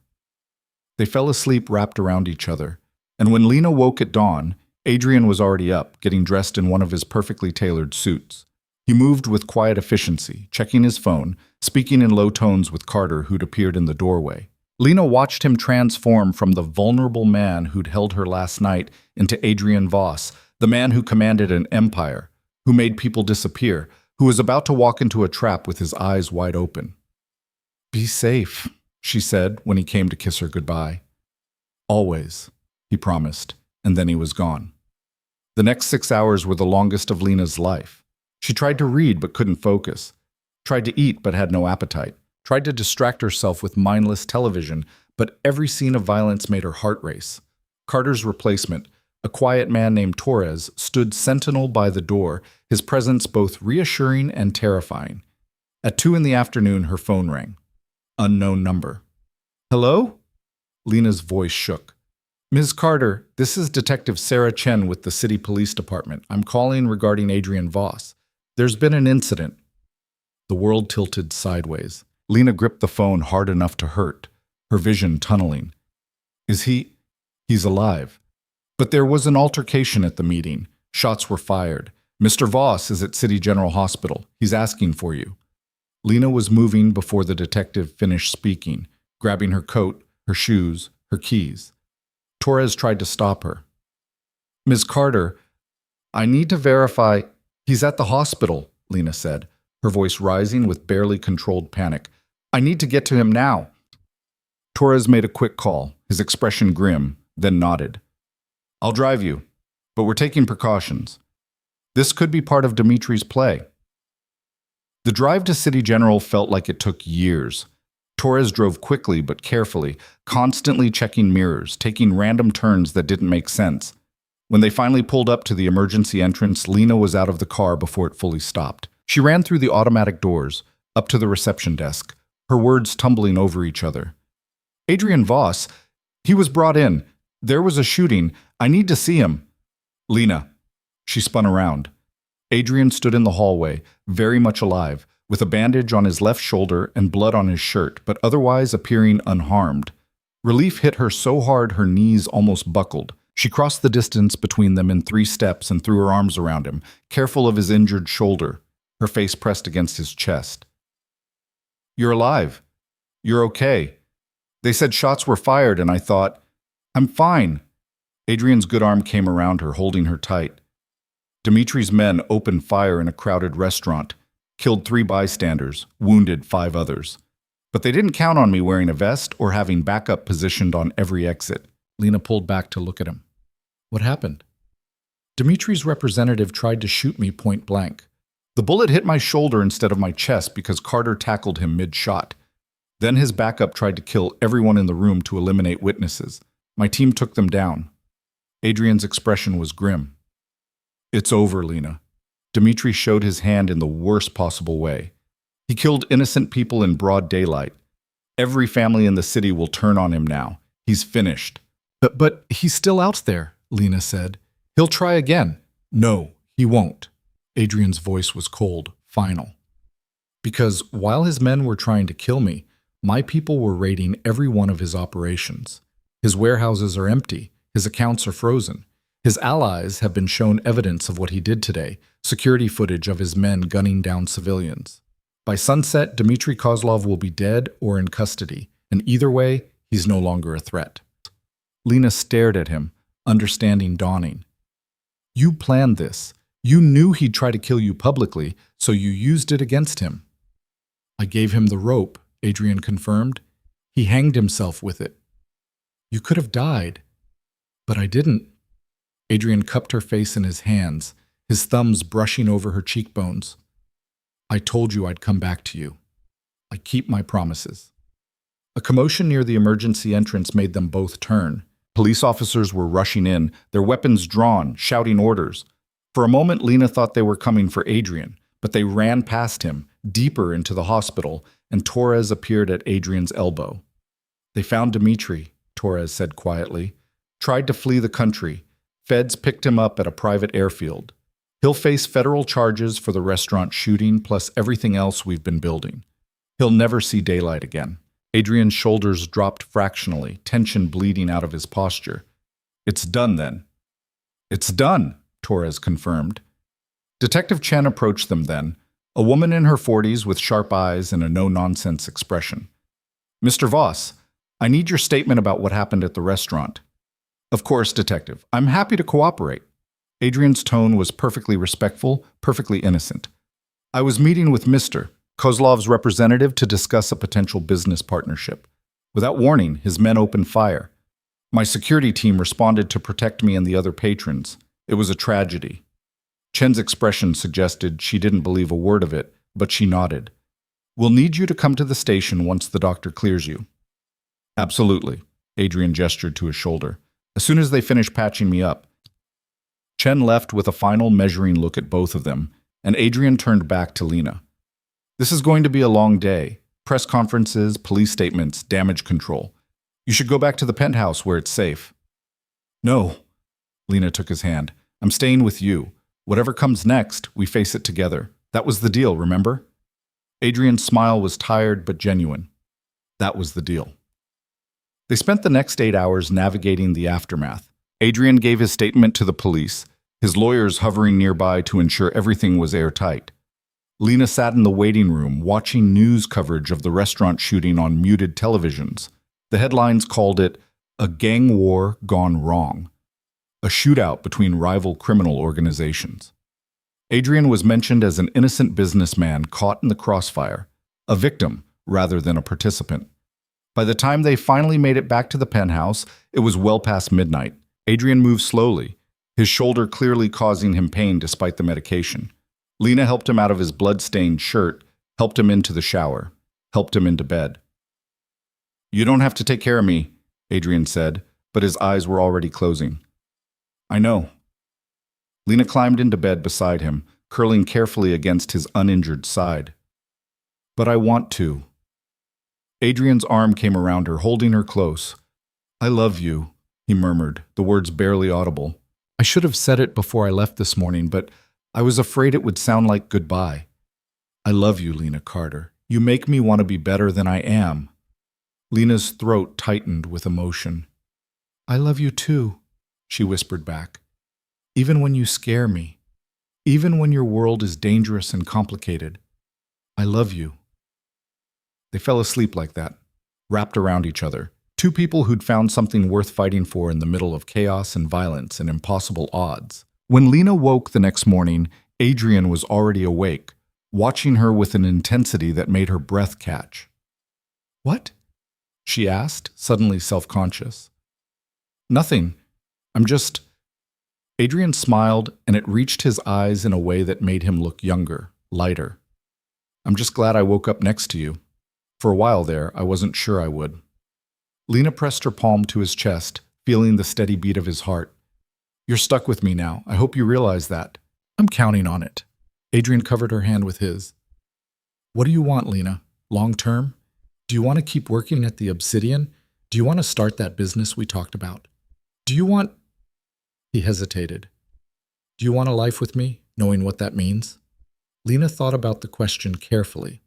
A month ago, she would have said she just wanted safety, security, freedom from fear. But now, lying in Adrian's bed, with morning light streaming through the windows and the city spread out below them, she realized she wanted more. "I want to build something," she said slowly. "Something that matters. Maybe that cafe we talked about, or an event planning business, or— I don't know yet. But something that's mine." She met his eyes. "And I want you. Not because you saved me or because you provide security, but because you see me. Because you make me want to be brave. Because when I'm with you, I feel like the best version of myself." Adrian's expression was unguarded, vulnerable in a way she'd never seen. "You already are the best version of yourself. I just gave you space to remember that." "Then help me build something in that space," Lena said. "Teach me how to navigate your world without losing myself in it. Show me how to be strong and soft at the same time. Be my partner, not my protector." "I can do that." Adrian kissed her forehead, her nose, her lips. "I want to do that."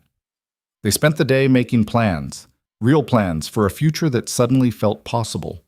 Lena would give her notice at the Obsidian. She'd saved enough money now to take time off, and Adrian had connections that would help her start her business.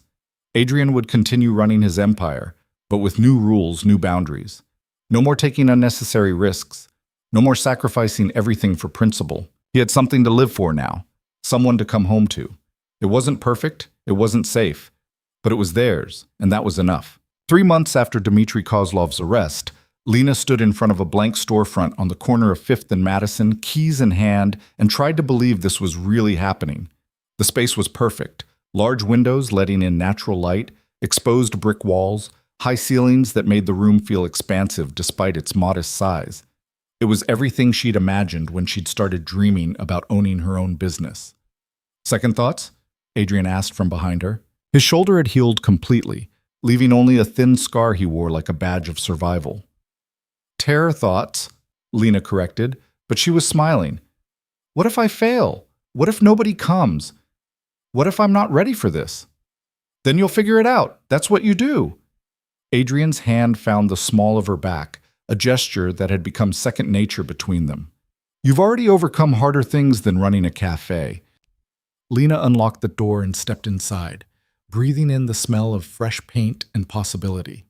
The past 3 months had been a whirlwind of planning and paperwork and learning the impossible dance of small business ownership. Adrian had connected her with contractors, suppliers, business advisors, but he'd been careful to let her make every decision to ensure this remained hers. The cafe would open in 2 weeks. Carter's Corner, she'd named it, partly as a tribute to the man who'd protected her during her darkest days, partly because she liked the way it sounded. Cozy, welcoming, safe. "I keep waiting for the other shoe to drop," Lena admitted, running her hand along the counter that would soon hold pastries and coffee equipment. "Everything is going too well. The permits came through, the contractors finished on time, the bank approved my loan. It feels like maybe you deserve good things," Adrian suggested. "Like maybe the universe isn't actually conspiring against you?" "Something like that." Lena turned to face him. "I spent so long just surviving that I don't know how to do this. How to thrive, how to be happy without waiting for it to be taken away." Adrian crossed the space between them, his hands coming to rest on her waist. "You learn, one day at a time, one moment of happiness at a time, until eventually you trust that it's real." "Is that what you're doing?" Lena asked. "Learning to trust this is real?" every day. Adrian's smile was soft, vulnerable in a way he only ever showed her. Every morning I wake up next to you and think, surely this is the day she realizes she could do better. Surely this is the day she remembers I'm not a good man. And then you roll over and smile at me, and I get another day to prove I'm worth keeping. Lena kissed him, pouring 3 months of love and trust and hard-won happiness into the gesture. When they pulled apart, Adrian was looking at her with an expression that made her heart race. "There's something I need to tell you," he said, "and I need you to hear me out before you react." Lena's stomach tightened. That's a terrifying way to start a conversation. "I'm stepping back from the business." Adrian said it quickly, like ripping off a bandage. "Not completely. I still have responsibilities, people who depend on me. But I'm transitioning leadership to people I trust. Carter is taking over day-to-day operations. Marcus from the Obsidian is handling the legitimate businesses. I'm keeping oversight, but I'm removing myself from the—" He paused, choosing his words carefully.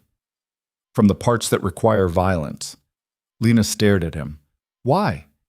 "Because I want a life with you that isn't defined by looking over my shoulder. Because I want to be able to sleep through the night without worrying about who's coming for me. Because—" Adrian's voice dropped to something raw, honest. "Because I'm tired, Lena. I've been running this empire since I was 22, and I've spent 15 years making impossible choices and living with the consequences. I want something different now." "What do you want?" Lena asked softly. "I want to wake up next to you without wondering if it's the last time. I want to help you build this cafe and watch you succeed. I want to have dinner with you without Carter standing guard. I want—" He stopped, seeming to struggle with the enormity of what he was saying. "I want normal. Or as close to normal as someone like me can get." Lena's eyes burned with tears she refused to let fall. "You'd really do that? Give up everything you've built?" "I'm not giving it up. I'm delegating it. There's a difference." Adrian's thumb brushed across her cheek. "And I'm not doing it for you, or at least not just for you. I'm doing it for me. Because for the first time in my life, I want something more than power. I want peace." "When?" Lena asked. "The transition started 2 weeks ago. It'll take another month to finalize everything, make sure the right people are in the right positions, ensure there are no power vacuums that could destabilize things." Adrian's expression turned rueful. Turns out dismantling an empire is almost as complicated as building one. Lena laughed, a slightly hysterical sound that bordered on a sob. "You're insane. You know that, right? People don't just walk away from what you've built." "People who have nothing to walk toward don't," Adrian agreed. "But I have you. I have the possibility of a life that doesn't revolve around violence and fear. That seems worth more than any empire." They stood in the empty cafe, holding each other while afternoon light painted shadows across the unfinished space, and Lena felt something settle in her chest. Something that felt dangerously close to hope. The next 2 weeks passed in a blur of final preparations. Lena hired staff, a barista named Jamie who made art in foam, a baker named Rosa whose pastries could make people weep with joy, 2 servers who understood that good customer service meant making people feel seen. She designed a menu that balanced comfort and innovation. She arranged furniture until every angle felt right. And through it all, Adrian was there. Not hovering, not controlling, but present. He helped hang artwork. He taste-tested every item on the menu and gave honest feedback. He sat in different chairs to determine which were most comfortable. He became a partner in the truest sense of the word. The night before the grand opening, Lena couldn't sleep. She lay in Adrian's bed, their bed now, she'd officially moved in 2 weeks ago, and stared at the ceiling, her mind racing through everything that could go wrong. "Talk to me," Adrian murmured beside her. "I can hear you thinking from here." "What if I mess this up?" Lena whispered. "What if the coffee is bad, or the service is slow, or people come once and never return? Then you'll adjust and improve and try again." Adrian rolled onto his side to face her. "Lena, you've survived things that would have broken most people. You've rebuilt yourself from nothing. A cafe opening is nothing compared to what you've already overcome. But what if—" "Stop." Adrian's finger pressed gently against her lips. "No more what-ifs. Tomorrow, you're going to open the doors to something you built with your own hands and your own vision. People will come, Some will love it, some won't. That's business. But none of it changes the fact that you did this. You took a dream and made it real. Lena turned into his embrace, pressing her face against his chest. When did you become so wise? I've always been wise. You're just now noticing. She could hear the smile in his voice. Sleep, love. Tomorrow is going to be a good day. And it was. Carter's Corner opened at 7 in the morning, and by 7:30 there was a line out the door. Some were curious neighbors. Some were former Obsidian clients who'd heard through the grapevine that this was Lena's place. Some were people who'd read the glowing preview in the local food blog.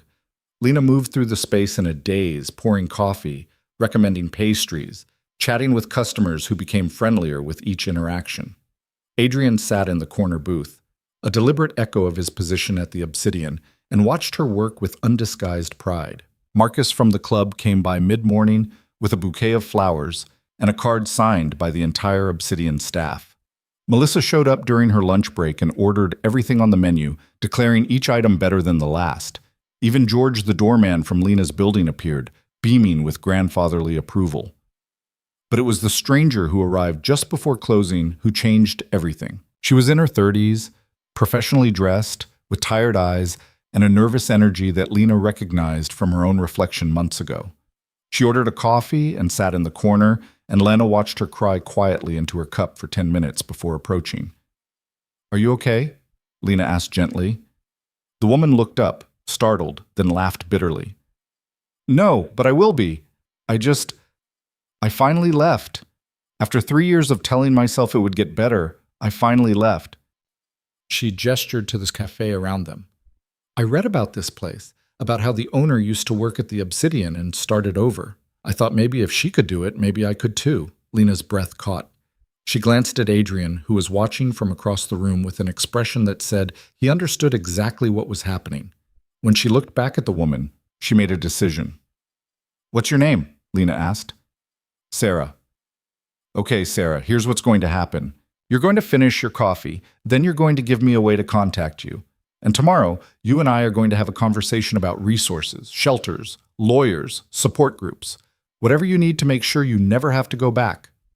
Sarah's eyes widened. You'd do that? For a stranger? Someone did it for me, Lena said simply. Now I'm paying it forward. After Sarah left with Lena's number programmed into her phone and a promise to call tomorrow, Lena locked the door and flipped the sign to closed. The day had been exhausting and exhilarating in equal measure. Her feet hurt, her voice was hoarse from talking, and she'd never been happier. Adrian appeared at her elbow with a glass of wine. Congratulations, you survived your first day. More than survived. Lena took the wine and sank into a chair. We made $3,000 today. $3,000! That's more than I used to make in 2 weeks at the Obsidian. And you helped someone who needed it. Adrian sat beside her. That woman, Sarah. You gave her hope. Because you gave it to me first. Lena reached for his hand. I was thinking, what if we did more of that? What if Carter's Corner became more than just a cafe? What if it was a place where women like Sarah, like I used to be, could come for help? Adrian's expression shifted to something thoughtful. You want to start a program? Not officially, nothing that would draw attention or require paperwork, just a safe place, resources, connections to people who can help. Lena squeezed his hand. You have contacts, don't you? Lawyers, counselors, people who could provide services. I do. Adrian was quiet for a moment, then smiled. I think that's a perfect use of my remaining influence. And it gives me something productive to do with the connections I'm maintaining. You're really okay with this? Lena asked. Walking away from everything you built to help me run an underground railroad for abuse survivors? I'm not walking away. I'm walking toward. Adrian pulled her close, pressing a kiss to her temple. This is better than anything I built before. This matters. Over the following months, Carter's Corner became exactly what Lena had envisioned. During the day, it was a thriving cafe where neighbors gathered and students studied and business meetings happened over excellent coffee. But in the quiet hours, it became something more. Women with haunted eyes and desperate hope would slip in through the back door. Lena would sit with them, offer resources, make phone calls to the network Adrian had quietly assembled. Some needed legal help. Some needed shelter. Some just needed someone to believe them. Adrian coordinated everything from the shadows, using his connections to find apartments, arrange jobs, provide security when necessary. He never took credit, never asked for recognition. He just made sure that every woman who came to Lena for help got exactly what she needed. 6 months after the cafe opened, Lena was closing up late when Adrian appeared with a bottle of champagne and 2 glasses. "What are we celebrating?" she asked, wiping down the counter. "We're celebrating you." Adrian poured the champagne with careful precision. "Do you know how many women you've helped in the past 6 months?" 27, Lena said immediately. She knew the number by heart, knew each face, each story. 27 women who are now safe because you gave them resources and hope. Adrian handed her a glass. 27 women who might have ended up like... He stopped, but they both knew what he'd been about to say. "Like I almost did," Lena finished. "Dead, or broken beyond repair, or still trapped in a cycle they couldn't escape. But you escaped, and now you're helping others do the same." Adrian raised his glass. "To Lena Carter, who turned her pain into purpose." They drank, and Lena felt the weight of the past year settle over her. A year ago, she'd been invisible, broken, afraid. Now she stood in her own cafe, surrounded by evidence of everything she'd built, partnered with a man who'd rewritten his entire life to stand beside her. "I want to ask you something," Adrian said, setting down his glass. "And I need you to know there's no pressure, no expectations. Just a question." Lena's heart started racing. "Okay." Adrian reached into his pocket and pulled out a small velvet box. "I've been carrying this around for 2 months, waiting for the right moment. And then I realized every moment with you is the right moment." He opened the box to reveal a ring. Simple, elegant, a single diamond that caught the cafe's warm lighting and threw it back in fractured rainbows. "I'm not good with words unless I'm threatening someone," Adrian said, and Lena laughed despite the tears already forming in her eyes. "But here's what I know. You make me want to be better than I am. You make me believe in things I thought I'd lost. Hope, redemption, the possibility of happiness. And I want to spend the rest of my life watching you build beautiful things and helping where I can and just being with you." He slid off his chair and knelt in front of her, and Lena's breath stopped entirely. "Lena Carter, will you marry me?" The answer was immediate, absolute, so certain that Lena didn't even have to think. "Yes."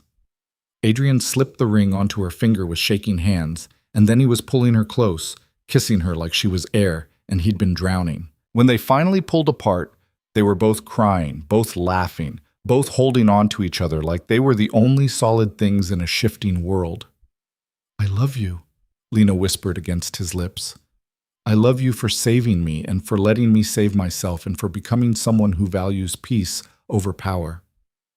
"I love you for seeing past what I was to what I could be," Adrian whispered back, "for giving me a reason to change." They stood there in the empty cafe, engaged and in love, and planning a future that looked nothing like either of them had imagined a year ago. Outside, the city hummed with its usual chaos, sirens and traffic, and a million people living their complicated lives. But inside Carter's corner, everything was quiet and safe and theirs. The wedding was small, held in the cafe on a Sunday morning, with only their closest people in attendance. Carter stood as Adrian's best man, his professional demeanor cracking just enough to show genuine happiness. Melissa was Lena's maid of honor, crying openly throughout the entire ceremony. Marcus closed the Obsidian for the day so the staff could attend. Even Catherine Voss appeared, her expression carefully neutral but her eyes softening slightly when she saw how her son looked at his bride. Lena wore a simple white dress that made her feel beautiful without trying too hard. Adrian wore a perfectly tailored suit and an expression of wonder that made him look younger, unburdened. When they exchanged vows, promising to protect and challenge and love each other through whatever came next, there wasn't a dry eye in the building. "I promise to be your partner, not your protector," Adrian said, his voice steady despite the emotion in his eyes. "To trust your strength while offering mine when you need it. To build a life with you that's defined by what we create together, not what we've survived separately." "I promise to see all of you," Lena said, her hands gripping his tightly. "The darkness and the light, the empire builder, and the man who makes pancakes. To love you, not despite your past, but because of how you've chosen to move beyond it. To be brave enough to build something beautiful with you. When they kissed as husband and wife, the cafe erupted in applause, and Lena felt something shift in her chest. The last piece of fear, the last whisper of doubt that this couldn't be real, couldn't last, couldn't be hers, it dissolved completely. This was real. This was lasting. This was hers. The reception lasted well into the evening, with Rosa's special wedding cake and champagne that Adrian had imported from France and music that ranged from classical to the kind of dance songs that made everyone, even Carter, move to the rhythm. Lena danced with her husband, with Carter, with Marcus, with George the doorman, who'd become something like a grandfather to her. And when the party finally wound down and the last guest departed, Lena and Adrian stood alone in the cafe once more, surrounded by the debris of celebration. "Ready to go home?" Adrian asked, his arm around her waist. Home. The penthouse that had once been just his, but was now theirs, filled with both their books and both their habits and the life they were building together. "Actually," Lena said, "I want to show you something first." She led him to the back office, where she'd been working on a project in secret for the past month. On the wall, she'd created a photo board.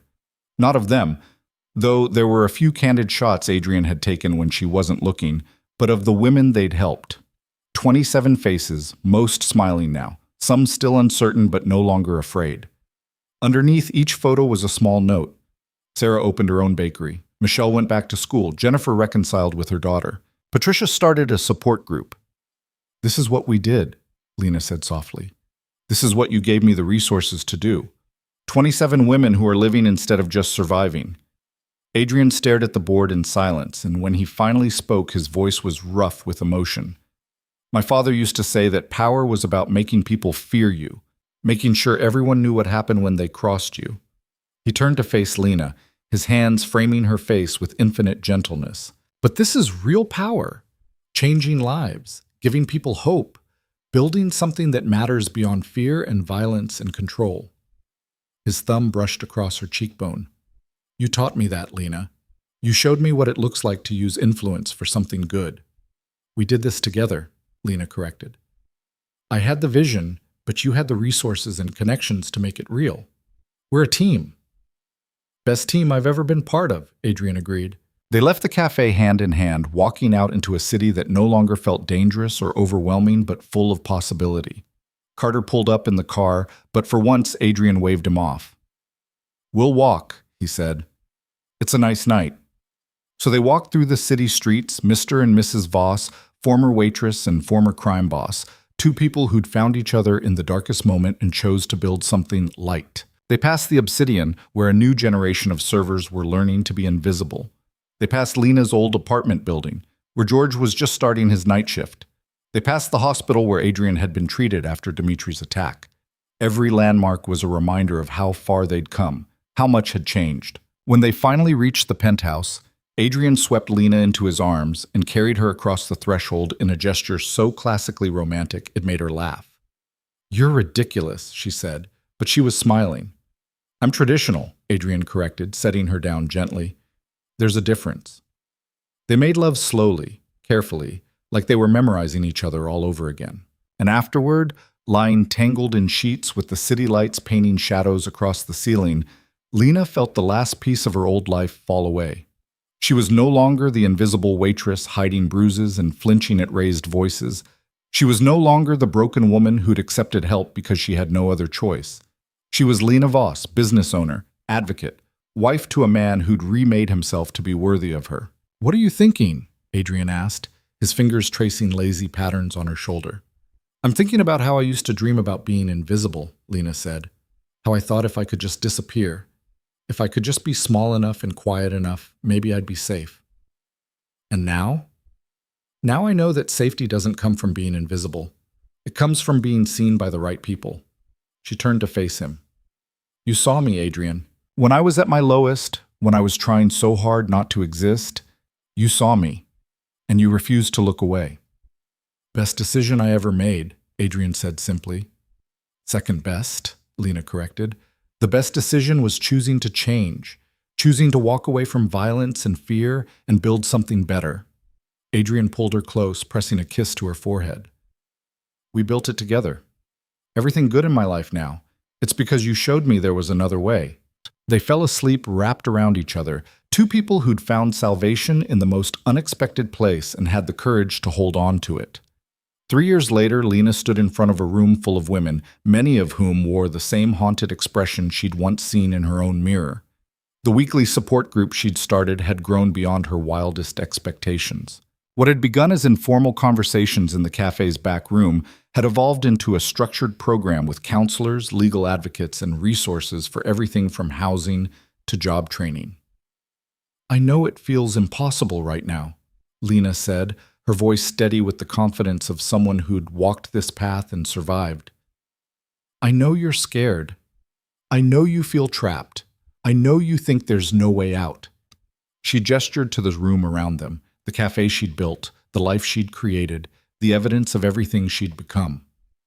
But I'm standing here as proof that there is a way out, that you can survive, that you can build something beautiful from the ashes of what almost destroyed you. She looked at each woman in turn, making sure they heard her, really heard her. You are not alone. You are not invisible. You are seen, and you matter, and there are people here who will help you find your way to safety. After the meeting, as women filed out with phone numbers and resources and the fragile beginning of hope, Adrian appeared with 2 cups of coffee. Good session? He asked, handing her one.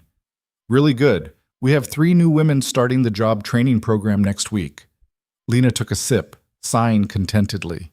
And Sarah, remember Sarah, the first woman I helped? She's opening a second location of her bakery. She wants to hire exclusively from our program. That's incredible. Adrian's pride was evident in every line of his face. You're changing the world, one woman at a time. We're changing the world, Lena corrected. I couldn't do any of this without your support. Yes, you could, Adrian said firmly. You'd find a way. That's who you are. Lena set down her coffee and moved into his arms, a gesture that had become as natural as breathing over the past 3 years. Do you ever miss it? The power, the empire, the fear? Adrian was quiet for a moment, considering the question seriously. Sometimes, he admitted, there was a clarity to it. Problems had solutions, and those solutions were usually direct and final. But then I come here and see what you've built, see the lives we've changed, and I realize this is better. This is the legacy I want to leave. Speaking of legacy, Lena pulled back slightly to look at him, her hand moving to rest on her still flat stomach. I have something to tell you. Adrian's eyes widened, understanding dawning. Are you? Pregnant. 8 weeks. Lena felt tears prick her eyes. I know we talked about waiting, about making sure the business was stable first, but Adrian kissed her, cutting off her explanation with a tenderness that made her chest ache. When he pulled back, his eyes were bright with unshed tears. But nothing. This is perfect. You're perfect. We're going to have a family. His hand covered hers on her stomach. A child who'll grow up knowing they're wanted, protected, loved, who'll see their mother changing the world and their father supporting her every step of the way. You're really happy about this? Lena asked, needing to hear it one more time. I'm terrified and ecstatic in equal measure, Adrian admitted. But mostly, I'm grateful. Grateful that I get to do this with you. Grateful that I changed my life in time to be the kind of father a child deserves. They stood in the cafe, holding each other and planning for a future that kept expanding in beautiful, unexpected ways. Outside, the city moved on, indifferent to their joy. But inside Carter's corner, everything was exactly as it should be. The baby, a girl they named Elena, after Lena's mother, was born on a snowy January morning. She had Adrian's gray eyes and Lena's determined expression. And from the moment she drew her first breath, she was loved with a fierceness that took both her parents' breath away. Lena took 3 months off from the cafe, and Adrian worked from home, both of them learning the impossible choreography of new parenthood. They were exhausted and overwhelmed and happier than either had imagined possible. On Elena's first birthday, they threw a party at the cafe. The same people who'd attended their wedding came to celebrate this new milestone. Carter, who'd become Uncle Carter, and took his role seriously, Melissa, who spoiled Elena shamelessly, Marcus and the Obsidian staff, the women from the support group who'd become Lena's extended family. Even Catherine Voss appeared, and while she wasn't warm exactly, She held her granddaughter with a gentleness that suggested maybe, just maybe, she was learning from her son's example. As the party wound down and guests departed with full stomachs and light hearts, Lena found Adrian standing by the photo board, which had grown significantly over the years. There were now hundreds of faces, hundreds of women who'd found their way to Carter's corner and found the help they needed to rebuild their lives. "Look at what we built," Adrian said softly, Elena sleeping peacefully in his arms. "Look at all these lives we've touched." Lena leaned against him, her hand resting on their daughter's back. "You know what the best part is? Elena is going to grow up seeing this as normal. She's going to think it's completely ordinary to use your resources to help people, to turn pain into purpose, to choose compassion over cruelty." "She's going to be extraordinary," Adrian agreed. "Just like her mother." "Just like both her parents," Lena corrected. "You know, sometimes I think about that night at the Obsidian. When you asked me who hurt me and I was so afraid to answer, if I'd known then where that question would lead, would you have answered differently?" Adrian asked. Lena thought about it, really thought about everything that had come after that night, the fear and the danger and the impossible choices, but also the love and the growth and the life they'd built together. "No," she said finally, "I would have answered exactly the same. Because even knowing how hard it would be, how scary and complicated and messy, I wouldn't trade this for anything. This family, this life, this purpose. It's everything I never knew I needed." Adrian kissed her temple, careful not to wake their sleeping daughter. "Thank you," he whispered, "for trusting me, for giving me a chance to be better, for building this beautiful life with me." "Thank you for seeing me," Lena whispered back, "for refusing to look away when I needed someone most, for showing me what real strength looks like." They stood there in the cafe, the Voss family, surrounded by evidence of everything they'd overcome and everything they'd become. Outside, the city glittered with possibility. Inside, everything was warm and safe and theirs. Lena Carter had spent years trying to be invisible, trying to survive in a world that seemed determined to break her. But she'd learned something crucial along the way. Survival wasn't enough. Safety wasn't enough. She deserved more than just existing. She deserved to thrive.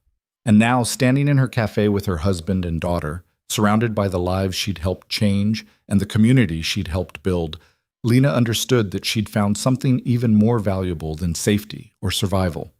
She'd found purpose. She'd found love. She'd found herself. And she'd learned that sometimes the most dangerous protection could become the most transformative salvation. Not because it saved you from harm, but because it gave you the space and strength to save yourself. Years from now, when Elena asked about how her parents met, Lena would tell her the truth. She'd tell her about being invisible and afraid, about a man who saw past the bruises to the person underneath, about choosing courage over comfort and building something beautiful from broken pieces. She'd tell her daughter that real power wasn't about making people fear you, it was about using your influence to lift others up. That real strength wasn't about never being broken. It was about healing and helping others heal. That real love wasn't about possession or protection. It was about partnership and growth and choosing each other every single day. But most importantly, she'd tell Elena that no matter how dark things seemed, no matter how impossible the situation felt, there was always a way forward. There were always people willing to help. There was always hope. Because Lena Carter, now Lena Voss, was living proof that transformation was possible, that redemption was real, that broken things could be made whole again. And as she stood in her cafe with her family, watching the sun set over the city that had once felt like a prison but now felt like home, Lena smiled. She was no longer invisible. She was exactly where she was meant to be, and the world would never break her again.